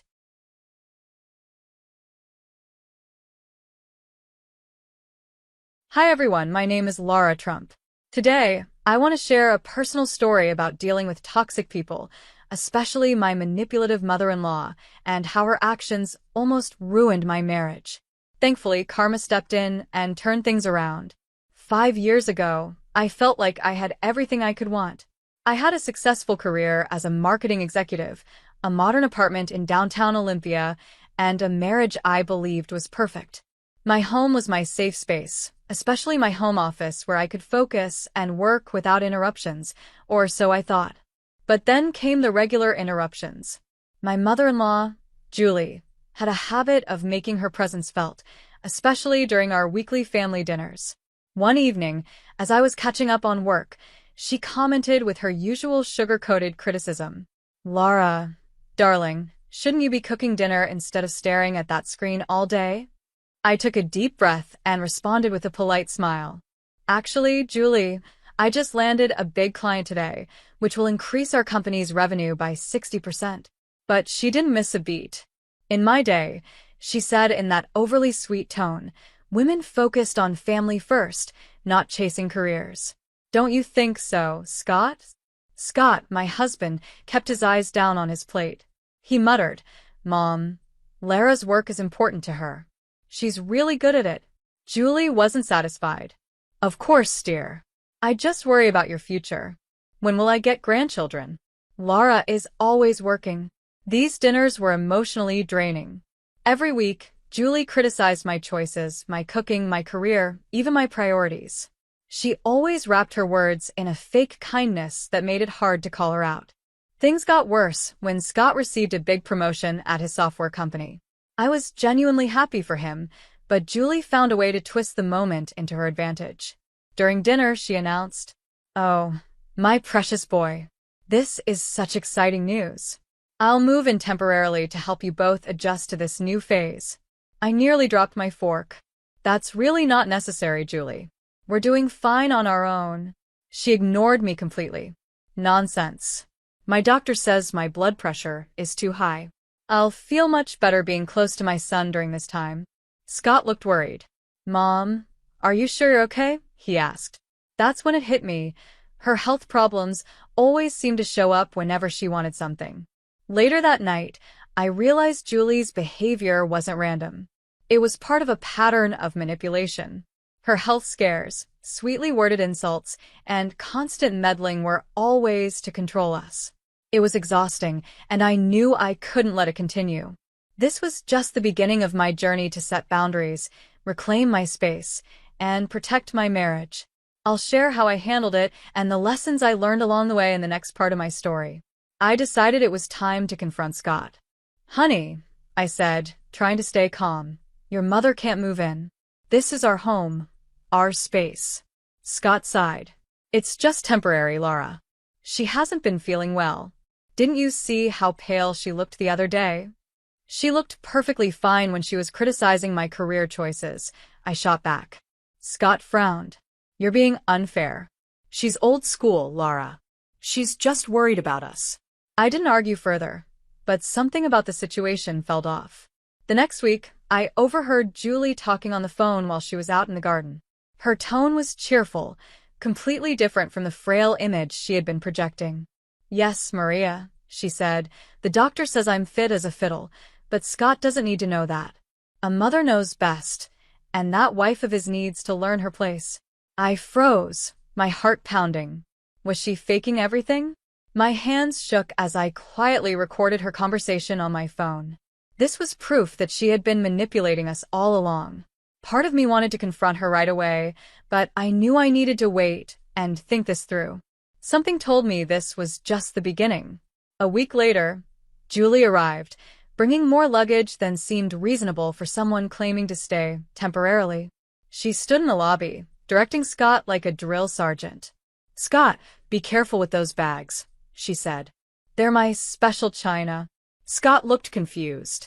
Mom, I thought this was just for a few weeks, during your renovation. Well, dear, she replied with a sly smile, one can never be too prepared. Oh, Laura, she said, turning to me, instead of standing there, could you help with the delicate items? I clenched my teeth. I was in the middle of an important client call, but had to cut it short to avoid a scene. Coming, Julie, I said, forcing a smile. The next morning, I walked into my home office, ready to start my workday. To my shock, Julie was there, rearranging my furniture. What are you doing in here? I asked, trying to keep my voice steady. Oh, darling, she said sweetly, I can't manage those steep stairs with my back condition. The doctor said I need a ground floor space. This is my office, I said firmly.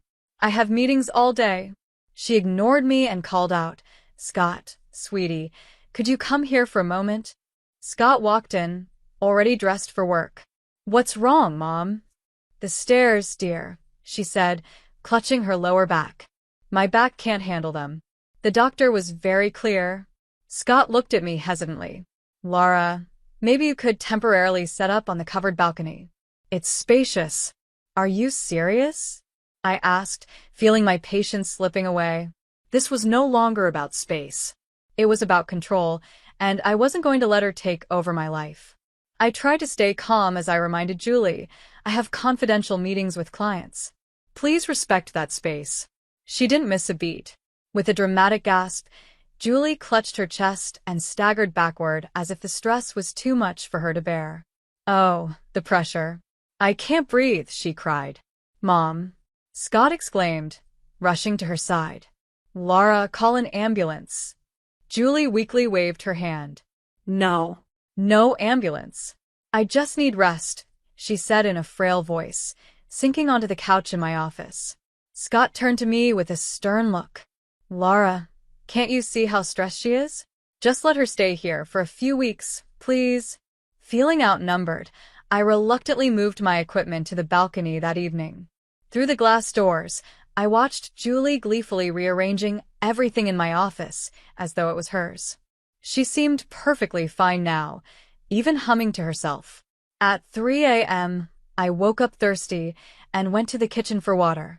On my way back, I heard muffled voices coming from the office. Curious, I peeked in and froze. Julie was on the phone talking with someone. Maria, you wouldn't believe it, she said, laughing softly. That little princess actually moved to the balcony. Yes, the balcony. Can you imagine? Phase 1 is complete. Scott always caves when I mention my health. Give it another month, and she'll be out completely. Oh, and her client list? Found it. I've been making some interesting calls. And her laptop? So easy to accidentally spill something on. Soon, she won't even be able to work. My blood ran cold. I hit record on my phone, capturing every word. The next day, I was in the middle of an important video conference when Julie waltzed in, holding my disconnected Ethernet cord. Oh, dear. Was this important? She asked, her smile syrupy sweet. Julie, I was in the middle of, I began, but she cut me off. Don't take that tone with me, she snapped, clutching her chest again. My nerves can't handle hostility. Later that evening, I discovered my laptop drenched in coffee. Julie was quick to offer an excuse. "Must have been the cleaning lady," she said with a smug smile. From that point on, I locked up my equipment and used a mobile hotspot for my work.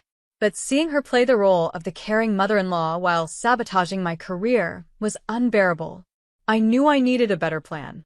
One night, I overheard her in my office again. This time, she was impersonating me on the phone. "Hello, this is Laura Trump," she said in a falsely cheerful voice. "I'd like to cancel all my upcoming contracts." My stomach dropped. She was actively trying to destroy my career. This had gone too far, and I knew it was time to expose her manipulative games. I watched the footage from the hidden camera I had set up in my office. Julie's voice came through clearly. "Yes, terminate everything. Family comes first, you understand," she said with her usual commanding tone. My heart sank as I realized just how far she was willing to go. Determined to uncover more, I started digging into her past. While going through old items, I stumbled across a wedding photo of Scott with another woman. Curious, I did some research and discovered her name was Janice, his ex-wife. I reached out to Janice and we agreed to meet at a quiet coffee shop. She greeted me with a knowing smile. "I never thought I'd hear from Scott's new wife," she said. "Ex-wife, soon enough," I replied. "If Julie has her way." Janice let out a bitter laugh. "Let me guess. Health scares, mysterious accidents, and temporary moves that last forever?" "Yes," I said, nodding. "She's also sabotaging my career. She's called my boss, ruined my presentations, and even tried to convince Scott that I'm cheating." Janice's expression turned serious. "Did she ever open accounts in your name? Check your credit report." That night, I took her advice and checked my credit. My stomach dropped when I saw the results. 6 new credit cards and 2 personal loans had been opened in my name, all within the last month. My hands shook as I printed out the evidence. Just then, the printer exploded with ink, splattering everywhere. As I stood there in shock, Julie appeared in the doorway. "Oh, Laura," she said with a fake gasp, "such a shame about your important papers. Don't worry, though. I'm sure you have copies." Her smile faltered when I calmly replied, "I do. Lots of them." Later, I overheard her whispering to Scott. "I'm worried about Laura," she said in a concerned tone. "She's so unstable, always taking pictures, staying up late. Maybe her work is too much for her." The next day, Scott approached me, looking uneasy. "Laura, maybe you should take a break. Mom's really worried about your mental health." I raised an eyebrow. "Is that what she thinks?" I asked, my voice steady. Interesting timing, since her apartment renovation was supposed to be finished weeks ago. "She's just concerned," Scott said defensively. "Maybe if you were more understanding like Janice." His words hit me, but I kept my composure. I smiled coldly. "Janice? Funny you mention her. Did you know your mother drove her away?" "History repeats itself, Scott. But I'm not Janice." I laid out all the evidence: fraud, identity theft, and sabotage. Scott stared in disbelief as I explained how Julie had been quietly destroying my career and our relationship. Julie thought she could break me without leaving a trace, but she underestimated me. This wasn't over.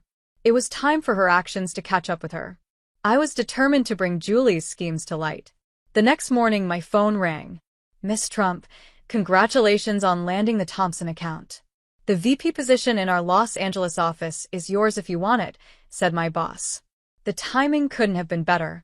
That same morning, I anonymously submitted all the evidence I had gathered to the FBI's Financial Crimes Unit and the state's Insurance Fraud Division. It was time for Julie to face the consequences of her actions. At dinner that evening, I decided to deliver the final blow. I looked Julie in the eye and said, "I'm moving to Los Angeles for promotion. Scott can stay here with you since you seem to need him so much." Julie sneered, her voice dripping with venom. "Running away, are you? I always told Scott you'd abandon him for your career." Scott, sitting between us, looked completely bewildered. "Laura, we can talk about this," he said. I stood firm. "There's nothing left to discuss. I'm leaving next week. You have until then to decide. Your mother or your marriage. 4 days later, the doorbell rang. When I opened it, 2 agents stood on the doorstep.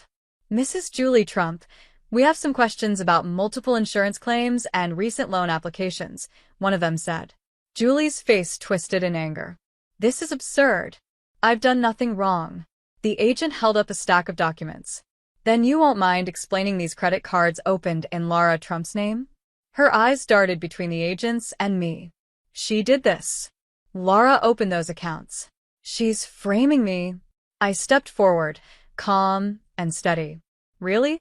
Then why do we have footage of you making those calls, pretending to be me? And documentation of your previous insurance fraud cases? Julie's voice cracked as she turned to Scott. Tell them, Scott. Tell them your wife is lying. Scott stood frozen, staring at the credit card statements I had forwarded to his phone earlier. His voice was hollow when he finally spoke. Mom, what did you do? Julie's composure crumbled. Everything I did was for you, she cried. She was going to take you away from me. Her words fell flat. Scott didn't say another word. He simply handed the agents his phone, showing them the proof of her actions. As the agents led Julie out of the house, she kept protesting, but it was clear her lies had caught up with her. In that moment, I felt a sense of freedom I hadn't experienced in months. The web of manipulation Julie had spun around our lives was finally unraveling. Scott looked at me, his expression a mix of guilt and disbelief. Breaking free wasn't easy, but it was worth it. I had reclaimed my career, my sanity, and my future. Now it was time to start fresh, on my own terms. 2 weeks later, I was on a plane to Los Angeles. Scott kept calling, leaving voicemail after voicemail. Laura, please. I had no idea. Mom's being charged with multiple felonies. She took out loans in my name too, cleaned out my savings. Please call me back. Delete. I'm sorry I didn't believe you. I should have seen it. Please give me another chance. Delete. 5 months went by. I had just closed a $20 million deal when my phone buzzed. It was a message from Janice, Julie guilty on all charges. 8 years for fraud, identity theft, and financial crimes. Another message followed, this time from Scott. The divorce papers are signed. I'm in therapy now, trying to deal with everything. I know it's too late, but I finally understand what Mom did. To you. To Janice, to everyone. I'm so sorry. I glanced around my corner office, where awards lined the shelves and the Los Angeles city's skyline shone through the windows. This was my fresh start. I was exactly where I was meant to be. You're missing our team dinner, boss, my assistant said, poking her head into my office. Be right there, I replied, smiling. Before heading out, I hovered over Scott's message for a moment. Then I deleted it. Some bridges aren't meant to be rebuilt. I had no regrets. Did Alexander pick that amazing Italian place again? Asked my assistant as we left. You know it, she said, grinning.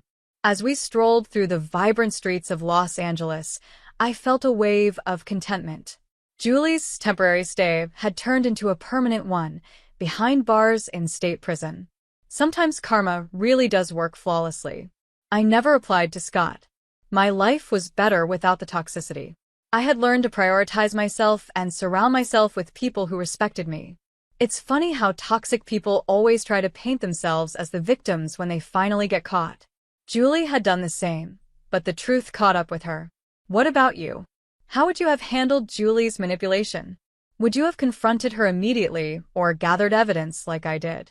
Some people think I was too harsh on Scott, but when someone consistently chooses their toxic parent over their partner, where do you draw the line? Let me know in the comments. How far would you go to protect your peace? As for me, I've moved on to a life free from drama and manipulation. And honestly, I've never been happier.